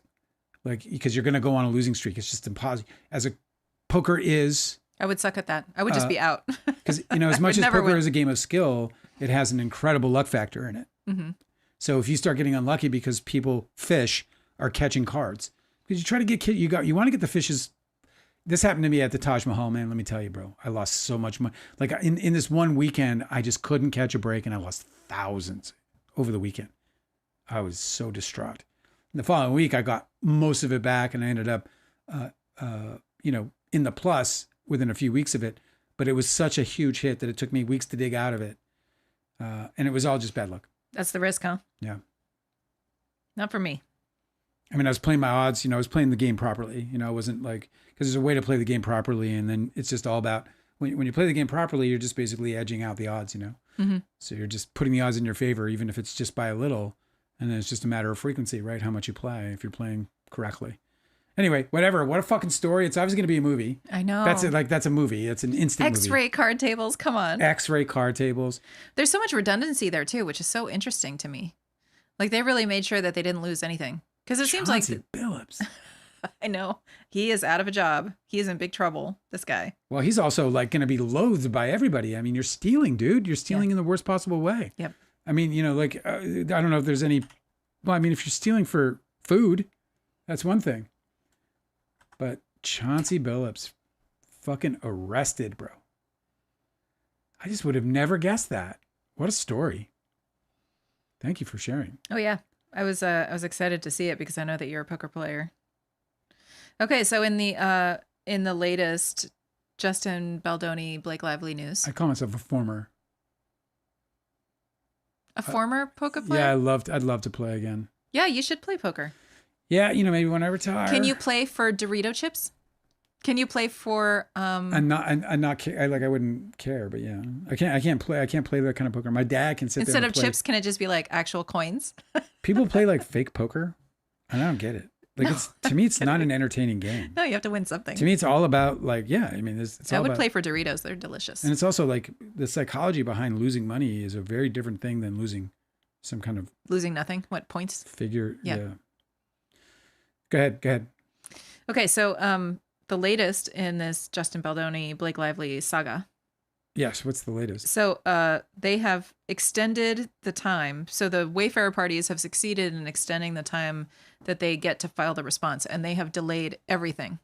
Well, they did so both with, sides agreed on this. with both sides. Yeah, both sides agreed on this, but obviously it's their reply, so they initiated it. It's going to be a slow month. Basically, it just means that, you know, who knows what's on the docket. I haven't looked. But otherwise, it's going to be a fairly slow month, it seems. Yeah, so the next appearance before the court is going to be the beginning of December. December 6th. Wayfarer's opposition to this, the motion for sanctions that I read yesterday about spoliation. God, I have to spoliation. come to terms with it. I'm going to fucking be another year older, and I'm not sure what I did. Did I do stuff? I did stuff. Did I publish? No, I published a book last year. I don't know what I did. I have to figure it out. Do you not want to hear this? Yeah, I do. I'm sorry. I'm just having an existential crisis. What? You just blurted it out. Yeah, it happens. This is anxiety. This is anxiety when it comes to just like, oh, fuck, December? Holy fuck. You know you're on a microphone. I was supposed to be in a... Yeah, no, I forgot for a second. Sorry. Hi, I'm back. Okay. We can move on if you don't want to hear it. No, keep going. It's fine. We're just... Wayfarer is going to file their opposition November 20th. Blake and Jonesworks responses are due December 5th, so this thing's going to be pending for months. That's all. Yeah, so it's going to be very, very, very, very slow. Oh, Laura's here. Hello, Laura. She says, Bijou Phillips is not good or polite. Well, I suppose that was true. I don't know how much that is true still. Maybe, you know, she changed. I've changed. I'm not the same person I was back then. So who knows? Maybe, hopefully, she's, you know, maybe even, you know, what's happened with Danny Masterson is something that maybe these kinds of things can really put you on track, and maybe a part of what she's going through in terms of getting her daughter's names changed and everything is shedding some of this stuff off of her. I hope so, man. Really, you know what? I wish the best for her. I really, truly do. I hated what she did to Artie Robb that day. I've never really sort of forgiven her for it in a strange way, not like that I needed to, but I've never thought about it and been like, hey, you know what? It's cool. And it wouldn't be for me to do that anyway. I mean, she attacked Artie in that situation. That's right. But we were all affected by it. I mean, I certainly was. I was disturbed by it. But I wish her well. I don't want anybody to fucking have a bad life, bro. I want people to have good lives. I wish people would just clean up their shit and be good people.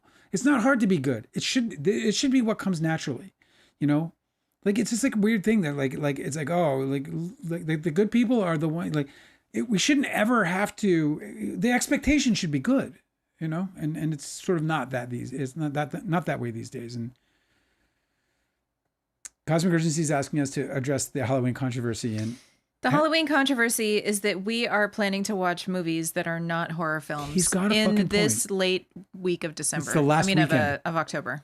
It's the last weekend, isn't it? The last weekend is the Halloween weekend. Before the Halloween weekend is the last weekend. Okay.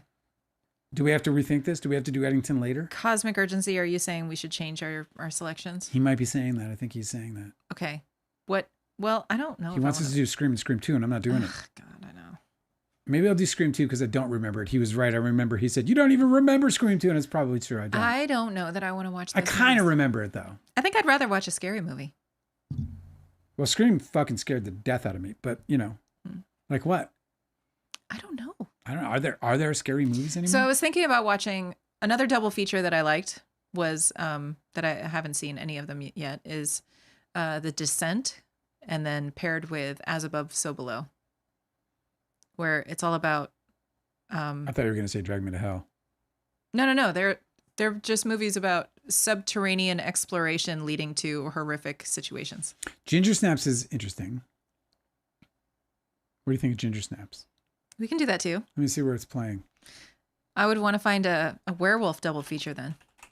Can we do that? Have you ever seen American Werewolf in London? Yes, I have. Yeah. It's kind of corny. I also felt like recently I wanted to rewatch Fright Night. And apparently they made a remake with Colin Farrell, so we could watch that too. It's only on one platform. We could do a Fright Night double feature. Which one? Oh, Fright Night. Both Fright Nights. There's another Fright Night? Yeah, they did a remake with Colin Farrell. Oh yeah. But we should decide, right? With Colin Farrell? Do we have to decide or no? With Colin Farrell? Yes. Yes. With Colin Farrell? Say it again. Colin Farrell. Have you seen Flatliners? The original. You haven't seen the original Flatliners? I guess that's the one. Oh my God. Did you hear what I just said? Did you hear what she just said? I have not. You have not seen the original Flatliners. Oh my God. I didn't, okay? Ginger Snaps and Flatliners. All right, but we're still going to watch the documentary not a double about feature. Why is rewatching Fright Night okay? We're not going to be watching it. But she's going to watch. We're not. I love that one. That's my childhood horror comfort movie. I kind of think it's cheesy. You want to talk about cheesy? It's a little cheesy. Oh my God, it's awesome. Of course it's cheesy, but it's OMG awesome. Cheesy. What's his name? Sarandon? What's the guy's name? What's the guy's name who was the really? The Cosmic vampire? Urgency saying it didn't hold up, Flatliners. God damn it. Don't say that. But she hasn't seen it, bro. I know, How but do you can't know? make it too big. What do you mean? Chris Sarandon as a vampire was badass. He was really good. Did you see the In Fright OG? Night. Did you see the OG Near Dark? Yes. Yeah. That's a good one. Oh. Maybe Ginger Snaps. So I don't know what we're doing. Do we have to decide? Or can we just show up on Monday with what we did? Cosmic Urgency loves Fright Night. We can watch Fright Night again, I guess. But Cosmic Urgency is right. It should be horror movies this October. He's right. He got me. We do have to pay our respects to the holiday. No, we got to do it. We have a responsibility. That's right. Delicate, why don't you just reach out to me at freedomsplum@gmail.com and we'll talk about moderation. That'd be moderating. That'd be great. Moderation. Oh, that's fun. We'll talk about moderation. All right. We'll talk about just, maybe stop it. Putting the brakes on. But you know what? I've had too many. Oh, did you need to leave early tonight? I do need to leave a little bit early. What time did you need to leave? We have about 15 minutes. Forgot to mention that. Yeah. But what for? Well, tonight is the beginning of the World Series. And you're going to watch the World Series. Starring I think it is, right? Starring the Toronto Blue Jays. And, Cosmic Urgency is saying a good double feature would be Ginger Snaps with The Craft, Teenage Girl Monsters. Did you like The Craft? I think I saw that. No, but there's another one that's on the tip of my tongue. Yeah, I didn't love The Craft. Fruza Balk. A buddy of mine, he runs a real estate company. Mm-hmm. And she got displaced after the fires. Fruza Balk? Yeah. And that's a shame. He had a bungalow available, so she stayed in it until she That's cool. got a new house. So he was like, he's like waking up in the morning, there's Fruza. Hey, good morning. Good morning, Fruza Balk. Wonder why she doesn't work much anymore, does she? Oh, maybe she does. I don't know. Fruza Balk in a bungalow. I don't know what she's doing lately. Let me see. I'm looking now.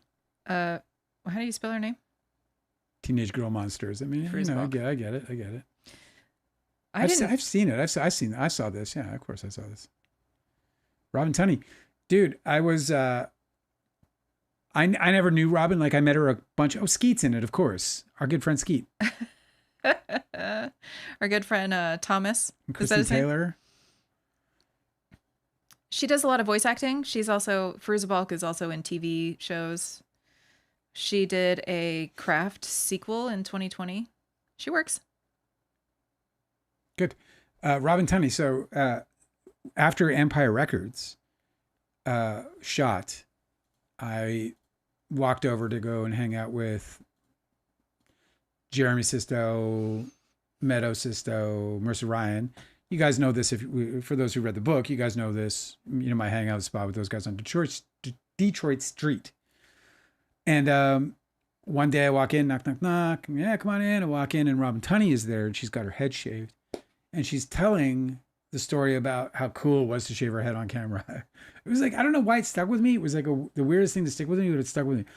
There's two things that stuck with me that I thought were kind of weird. The first one was, Robin Tunney talking about, like, she's like, oh, it was so cool. I just felt like, and she had long, beautiful hair, I guess, before she went to the show or whatever, and cut it off. Big deal. She was sitting there with a shaved head, and I was like, yeah, I don't know why you would do that. That's obviously like months of not working. Yeah, that's right.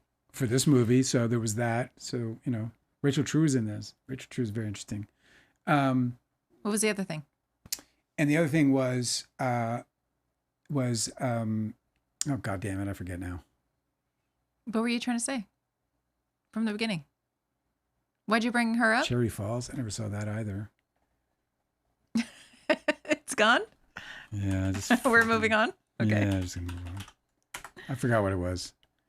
Okay. I got caught up. Sometimes I look at the chat and Cosmic Urgency is like offering so many great ideas. Yeah, he's got a lot of things to consider there. You want to watch the 1990s Brittany Murphy slasher Cherry Falls? I've never seen it. Did you see it? No, I've never even heard of it. Me neither. Maybe we do this one. Jay Moore. Oh, also Ginger Snaps with Mirror Mirror. Jesse Bradford's in it. I was like sometimes I have to just like scroll and see if there's anybody in there that I just don't want to see. There's also a lot of recent horror movies I never saw. Like there were 2 Exorcism of Girls' Name movies. I don't know if I've seen anything Brittany's been in since she died. Okay.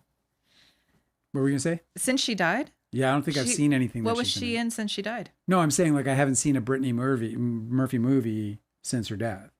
Like I haven't seen her on screen. Would that make you sad? I don't know. I don't think I've ever done it. Tanner's here. Tanner, what's up? You gonna watch the World Series? You are. Are you cheering for the Dodgers, or you're not cheering for anybody, are you? You're bitter, aren't you? You're bitter like me. What was I just saying? Don't ask me. You can ask me. I can't remember what I was about to say. Oh man, Brittany Murphy, look at her. God. Life is weird, man. Life is weird. Did you ever see The Exorcism of Emily Rose? Yeah, I loved it. Would you see that one? Wasn't that weren't we just talking about this director? Because I like this director, but then I didn't like something that we just watched them do. Oh, yeah, there was a movie we just watched that they directed. Yeah, that's right. What? Yeah, right on. Tanner's rooting for the Blue Jays. My guy. What are you saying, babe? We were just talking about a director that we just watched. Yes, Scott Derrickson directed The Exorcism of Emily Rose, and he also directed Black Phone, which we just saw, and we weren't so crazy about. I also didn't like... My particular problem with it was the directing. I also didn't like Sinister, which he apparently wrote and directed. Sinister. Did we see that? Would you see The Exorcism of Emily Rose again? Because I haven't seen it. Okay. Maybe we can do an Exorcism double feature. What do you think? Yeah. Everyone's got to be bored to shit right now. I know. All right, let me see what else I got on my saved things, because I do have other things to talk about, I think. It's got some stashed stuff. Or we can just call it a night, but then Tanner just got here. I don't want to do that. Let me see. I love how Goodell came out and said that, he's like, dude, every time we put somebody in the Super Bowl show, everyone's bitching and moaning. Oh yeah, Roger Goodell was like acknowledging the backlash for booking Bad Bunny for the Super Bowl halftime show, and he was like, "Show me a halftime selection that hasn't gotten a bunch of blowback." He's like, "They're all controversial. I don't give a shit." Cameron Diaz came out and admitted that she regrets using Botox, saying that she'd rather see her face aging properly, and it's just so interesting. Like, yep. I can imagine that. These regrets, these regrets. That was predictable. Fuck, it's just this that one's so easy to avoid. Like you have to understand, like when we watch people age, I don't understand why people don't think about aging with the decisions that they're making, in particular when it comes to things like altering your look. Like, how are you not thinking about how that's gonna age, And plastic surgeons, bro, they're going to sell you. They're going to sell you everything. They're going to be they're going to put your face in a little program. They're going to bring it back. This is what you're going to look like. And you're going to be like, that is what I want to look like. Well, she doesn't need that either. She's got movies that she was in when she was 19, right? Tanner liked the Black Phone. Yeah, it wasn't for me. People liked it. And I understand why people would. I get it. I liked it too. I think that there was a lot of really great concepts, and I think it was well executed for the most part, but it seems like they did too much. One of the things I didn't like the most about it was when they turned it into a play. Like, I haven't read the short, but I can imagine that the short story is just the dialogue coming back and forth between these two in a really curious and creative way. Mm-hmm. Or there's something about the way a writer would put a ghost in the room compared to when they put the ghost in the room in the conversation. Yeah. And there was a couple times when the phone, like the whole concept broke completely. And that bothered me a little bit, but in an Annie Wilkes kind of way, you know what I mean? I felt a little cheated. Mr. Hands 57 said that the people yearn for the stuff too, more stuff. Give it to us. Who said this? What? Guilty? Mr. Hands 57. Oh, I know, right? The stuff too, more stuff. That's the sequel. Cannot have enough of the stuff. What is it? I love that song. Yeah. The stuff is good. It stays with you. Yeah. What was his name? Larry Cohen or something is the director. I really liked Q the Winged Serpent is one of my favorite. I can't fucking believe that never came up. I hung out with Scott fucking Bloom for nearly 3 years. Okay. And the stuff never came up. Mm-hmm. I didn't even know it existed. I didn't even know that Brian Bloom and Scott Bloom did a movie together. It never came up. I'm just shocked by that. Yeah, Larry Cohen. Larry Cohen is the director of both of those. And I was good friends with both of them. I mean, I wasn't good friends with Brian, but I saw him all the time because I was always hanging out with his brother. But me and Scott Bloom were very close. If he said otherwise, he would be lying to your face. I know so much about that guy. All right, Cuba Gooding Jr. ordered to pay more than $300,000 to a woman that he was accused of groping at a New York bar. Is that... Wow, that accusation was a million years ago, wasn't it? Well, Has he been in litigation this whole time? Yeah, and he won't pay her anyway because you know how that goes, right? Was it $300 million? He's a disgraced human being. Dale, is that what you said? $300,000. $300,000? Yeah, it wasn't $300 million. I was like, God damn. $300,000 is a lot of fucking money, though. Jesus. I know. Does he have it? Yes. No. I mean, I don't even think he cares. Be like, okay. I mean, he probably cares. Yeah. So what happens? Do they ever just not pay those things? Often, huh? Yeah, I would imagine. I think they don't. Yeah. So you get a judgment and then whatever. I think that's happening to E. Jean Carroll, where she got a judgment and she was she's expecting to get paid. And she even had to like go back to the court. And they were like, "Yep, you're supposed to get paid." And she hasn't gotten paid. So, yeah, he says here, Cuba Gooding Jr. ordered to pay more than $300,000 to a woman that he was accused of groping in a New York bar. Cuba Gooding Jr. has been ordered to pay this money. Lawsuit in the disgraced Jerry Maguire actor completely ignored. So he ignored the lawsuit. So she was Manhattan awarded? Supreme Court Justice Richard Lattin ruled in Kelsey Harbert's favor in the case in August after hearing extensive testimony about the June 9th, 2019 incident at the Magic Hour rooftop bar at the Moxie Hotel in Times Square. Can you believe that this guy had like the piece of shit reputation that he had, and then he's at a bar groping a woman? Like he already had like this I can't believe that people they can't correct themselves. Like his whole entire reputation was completely destroyed, and there he is in a fucking bar. I guess it's alcoholism or something. Learning astrology has really opened my eyes to the concept of self-undoing. That there are people who will not recognize that there's patterns of behavior that they persist in that's ruining their fucking lives. And they will get drawn into these situations or these power struggles or whatever that they had a choice in, but they don't recognize they had a choice because they're just like following a destructive pattern of behavior, you know? It's really astonishing when you see these people who are like, well connected, they have really great opportunities, and then you slowly see them like ruin their own fucking lives by getting involved in some shit that they didn't need to. So Herbert's favor, August, after hearing so the judge heard extensive testimony about the June 9th, 2019 incident at the Magic Hour rooftop bar. The country clerk finalized the judgment on Wednesday, totaling $329,750 in damages that included $200,000 in punitive. And comments to the Daily News, Harbert, who sued Gooding for sexual battery and assault under the Adult Survivors Act in November 2023, on Thursday said the outcome restored some of my hope in the system after 6 years of an uphill battle. 6 years. It felt validating, especially after the criminal case ended in such a disappointing plea deal.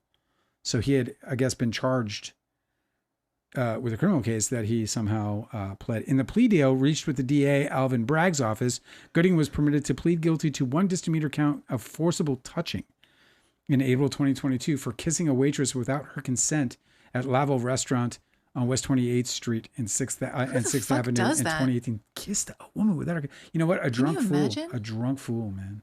Just like planning a kiss on somebody. That's so intimate. What a fucking weird thing to do. Horrific. You can't do that when you're rich, bro. You'll lose all your money. Tanner said that he's hearing rumors of the next live-action Transformers movies will be getting some OG cast back. Not sure, though, if Shia LaBeouf is among them. That's another franchise that just never grabbed me. I wanted it to because I had Transformers as a kid. They were the greatest toy ever invented.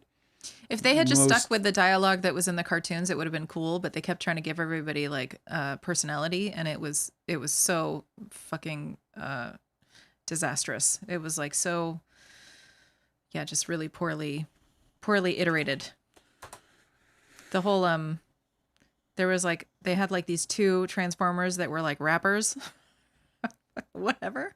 It's the worst. I know. Just why?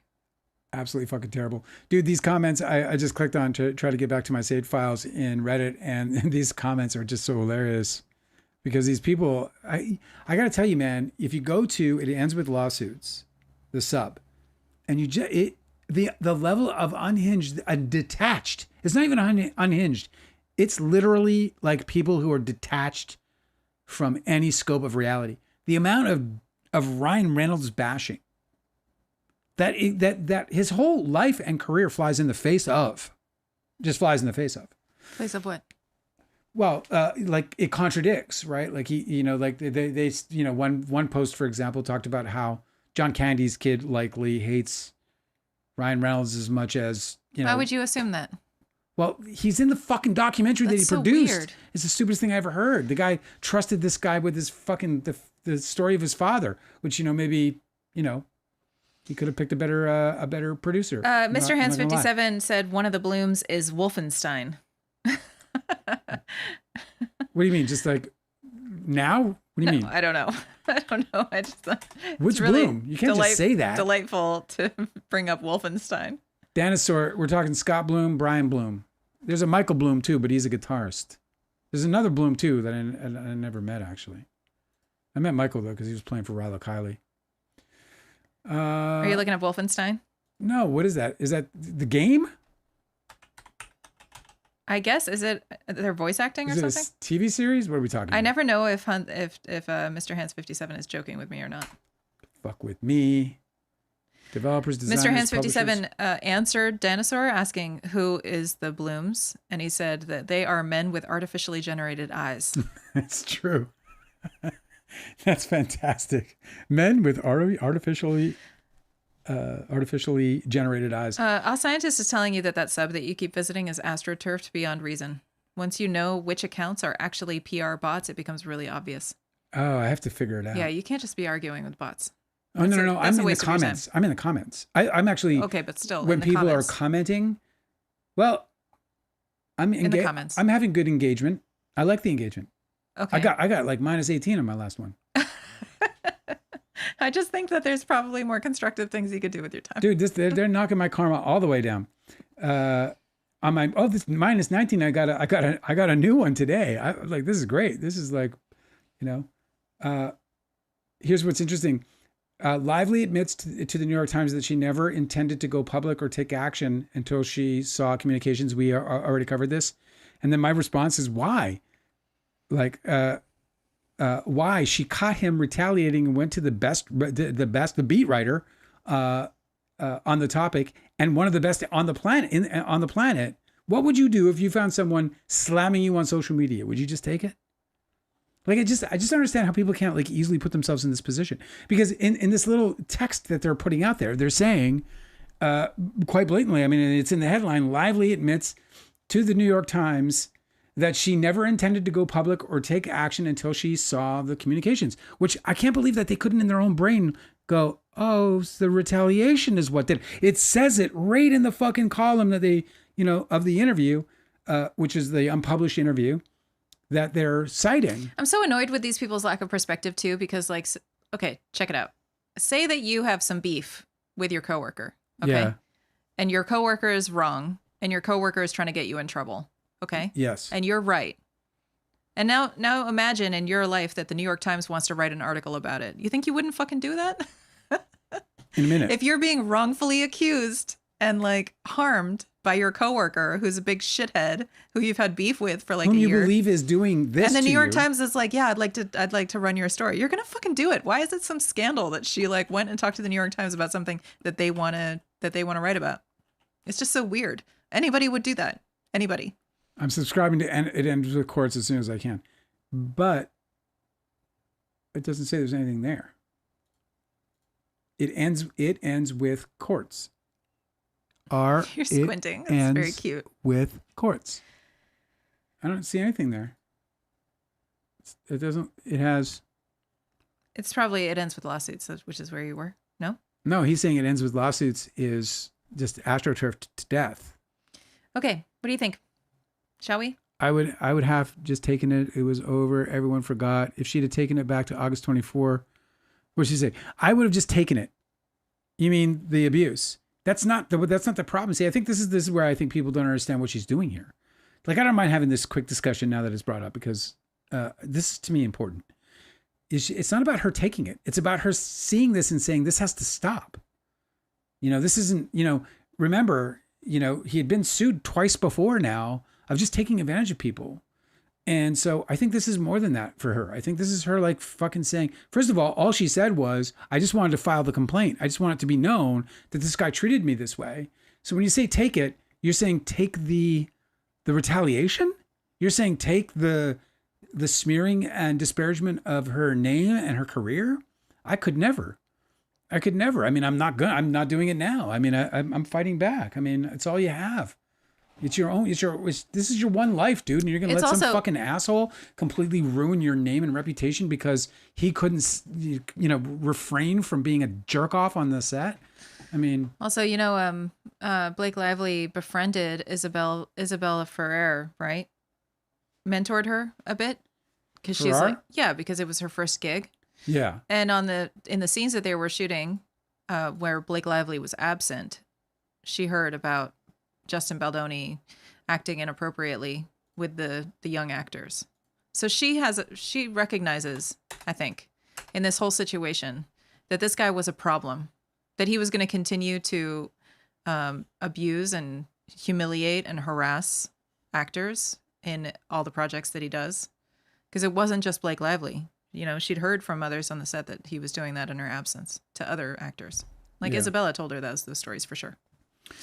Well, this is it. I mean, it's the whole package, right? So I think that she really took one for the team. Yeah. Blake Lively. I think that's, I really admire her for sticking with it. I've completely revised my thinking on that because I think that's the sort of ancillary benefit. I think that what she is doing is she's saying, holy fuck, this guy was out to destroy me and I'm going to expose that. And then saw the real monster, recognized immediately the real monster, which is that they can have this PR warfare and generally not get away with it. Especially if, they're using signal chats and concealing it and hiding under privilege. Yeah. Like what happened to Amber Heard. I mean, we understand that Johnny Depp believes that he had a good reason to try and attack Amber Heard in the press because he thought she was lying, right? Or he believed she was lying and he wanted us to understand she was lying. But the attack that he did through Melissa Nathan, it was the same tactics, and I don't think that anybody knew it was going on then.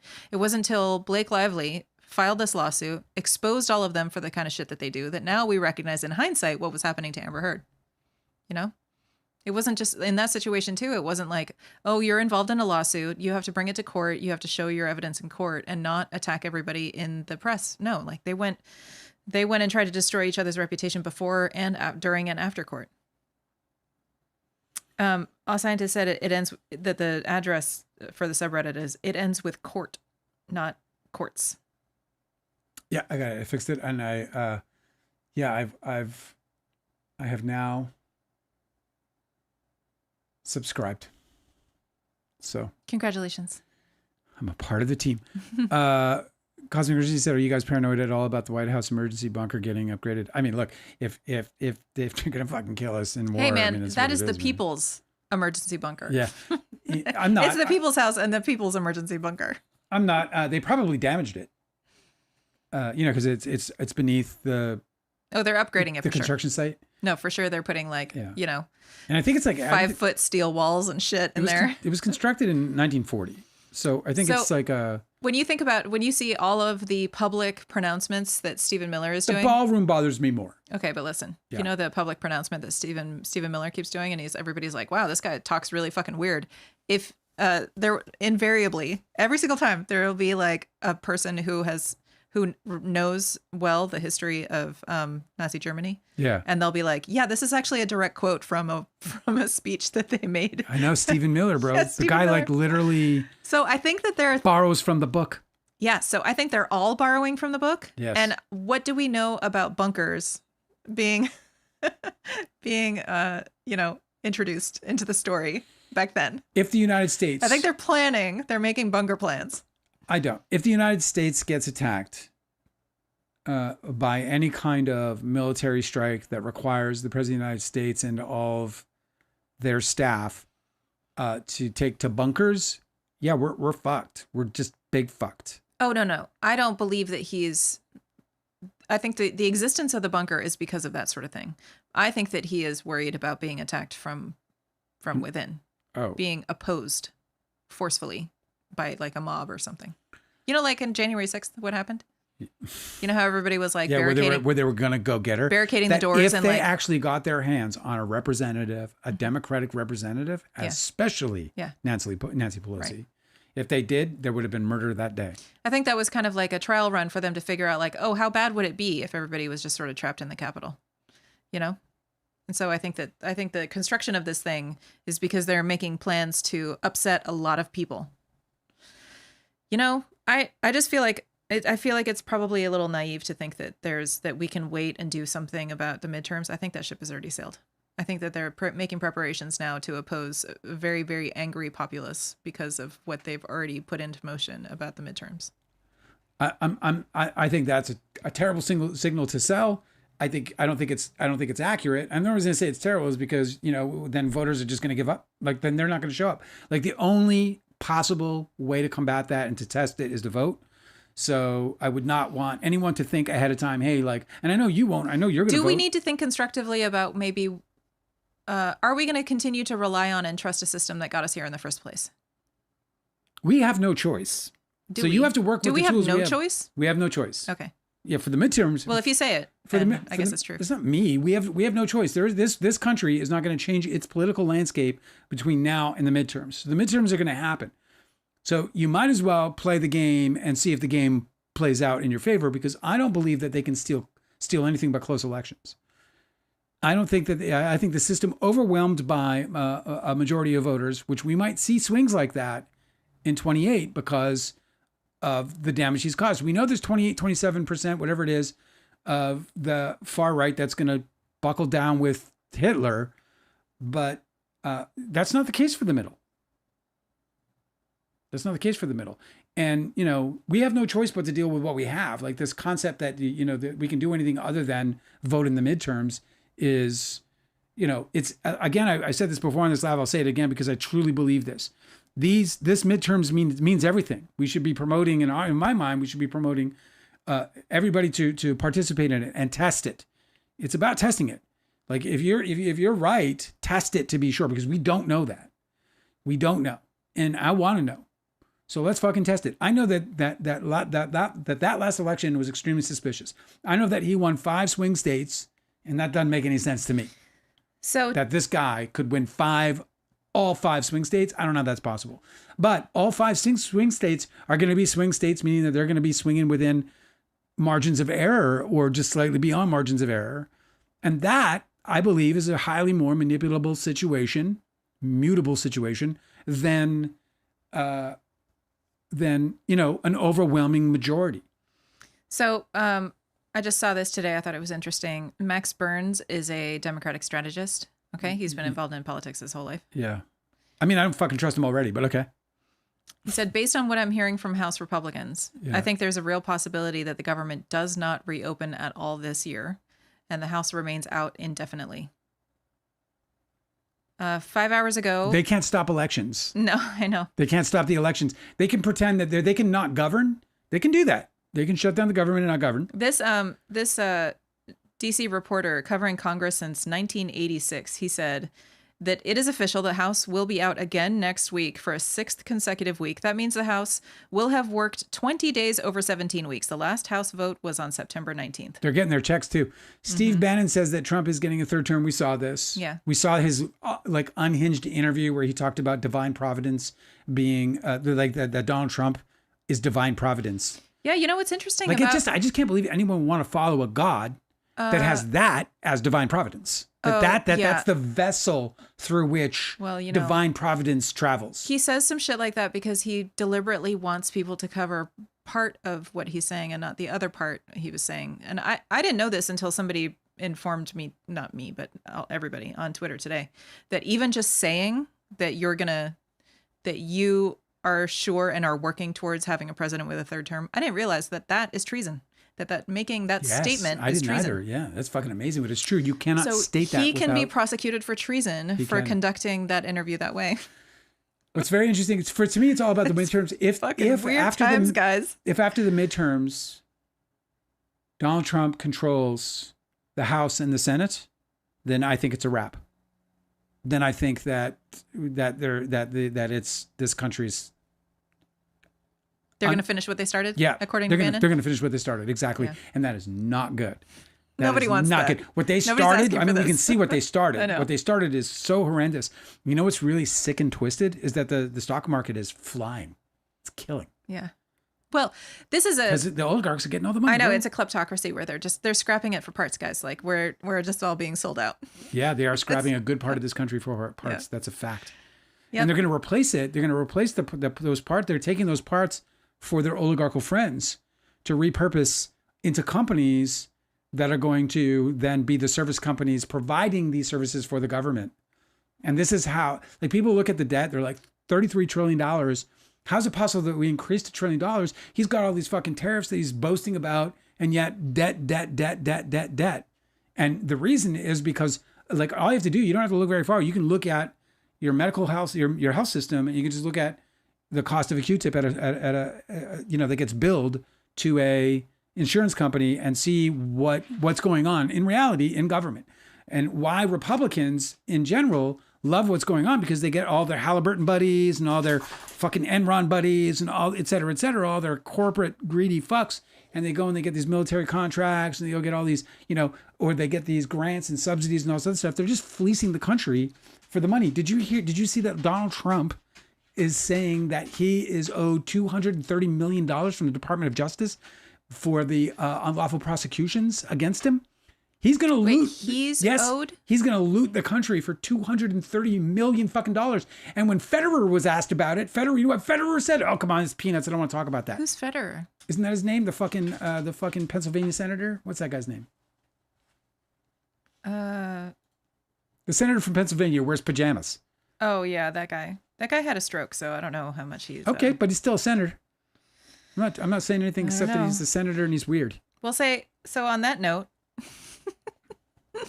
now that everybody's like thoroughly freaked out. Thanks, dude. You got me all fucking worked up. I didn't. I did not. No, I'm saying Cosmic Urge got me all worked up. He was like asking political questions.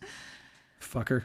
Yeah, Steve Bannon. Well, listen, all I got to say is if this country does not straighten it out right now, 2026, it's a wrap. It's all a wrap. I mean, seriously, like start changing what you say. I mean, seriously, I'm getting that. It's Fetterman. Fucking yeah, right. Fetterman. What do I call him? Federer. Whatever. He's one of those guys. Whatever. He's a feta something. So feta guy. Listen. No, but Fetterman, dude, he's tripping, bro. That guy is like, I hope he gets ousted, bro. How did that guy get reelected? I don't think he's going to get reelected. That guy, he burned all his bridges. Please, man. The guy Shannon O said dangerous. Angela for president. I'd take because you can't be president, right? I know. I can't even. No, I can't even. Do you think you could be the first husband? Yes. Yeah, I could be the first husband. You're allowed to. Melania is the first fucking lady. That's true. I mean, I'd have to maybe naturalize or something. We're supposed to vote yes on 50 here in Cali. Yes on 50. What's yes? Do you know what Prop 50 is? I don't. Proposition 50? California's Prop 50. What yes or no votes mean? I'm going to just quickly look at this. A special election in California is heating up, could decide who controls Congress. Voters will weigh in on Prop 50, a ballot measure that would approve a redrawn congressional map designed to help Democrats gain 5 more U.S. House seats next year. While they're playing the gerrymander game and we got to play the gerrymander game. It's so funny because look, I hate it. If you look at the gerrymander of... You can't bring a knife to a gunfight, you know what I mean? Yes on Prop 50, please. Yes on Prop 50. Yeah, that's how we got to do it, dude. We got to get 2 senators in D.C. too. Like, it's just enough of this shit, bro. We got to get fucking more than 9 justices because Puerto Rico needs senators. Puerto Rico needs senators. That's right. They're stealing the House. They're stealing the Senate. They've stolen the Supreme Court. And look, they get help. Like Ginsburg didn't help, man. She was like, I'll die in office. Great. Okay, this is how we conclude. Fucking idiots. Okay? Yes. This is wonderful. Mr. Prop Hands 57. Matters. Yes. No candidates, as far as I'm aware, have ever suggested we preserve Jerry Swindoll in the Smithsonian. So honestly, what's the point of democracy at this point? It's true. I have to move to... Dale. What? Did you not even listen? I do. No, I'm very upset about it. And so I'm going to move You're upset about Jerry Swindoll not being in the Smithsonian? It's a part of what's wrong with this fucking country. I'm sick and tired of it. And if Jerry Swindoll doesn't get what Jerry Swindoll has coming to him, then I'm going to fucking leave. And I'm going to go find a country that would take care of Jerry Swindoll the way he should have been taken care of in this country. You were so sincere. I thought you were reading the next comment. It's absolutely fucking an atrocity of this country. And I think that, if we don't do something about it, we're going to see everybody's going to suffer the same way that Jerry Swindoll has suffered. So much. Endlessly. He's our messenger. And if we don't fucking follow him to the end, who will we follow? He's the Swindoll in the coal mine, We got to pay attention. Mr. Tanner, I have missed you. I am so glad to see your smiling brown tea And I hope to see you more. And I hope you're doing well, man. I hope that you are killing it at your job. I hope that you're settling into Illinois and making a fucking go of it there. And I just hope the best for you. And I miss you. Every time we log on to this, I always like look for you. And I'm like, you look out the window waiting for your fucking dad to come home from his long trip. Daddy, please come home. But for me, it's Tanner. Where's Tanner? I know, I do. I miss all these guys. I really do. I miss them. It's going to be a long weekend without them, right? We'll be a long weekend without you, but I'm going to make it happen right now. You guys are the absolute fucking best human beings that I have come in contact with in a very, very long time. So I hope you'll come back and hang out with us again on Monday. And again, it's going to be slow in the Baldoni file, so Cosmic Urgency is fucking happy as hell. Yeah, we get to talk about other shit. He's rubbing his hands together. We got to come up with actual stories. And so, speaking of stories, so all next week, I was thinking of doing the nerdiest thing ever. And every day of Halloween week, I was going to read you guys a scary story. Oh, you are. Hey, that's not a bad idea. One of the things I've been saving things from Our Creepy that I just never got to. Ooh, let's do it. Let's do a whole week. Our Creepy is just flooded with shit that you just when you read the headline, you're like, Jesus. Yeah, I know. Because it's all real shit, because it's not it's real creepy. Let's do wall-to-wall Halloween programming. Shall we? Go check it out, Bobo. Fly, Blue Jays, fly. Say that again. Say that again. I didn't say anything. You did. I didn't hear you because I was talking over you because of the Blue Jays. That's okay. Go Jays, go Jays. Listen, guys, you're the fucking greatest. I will see you this Monday.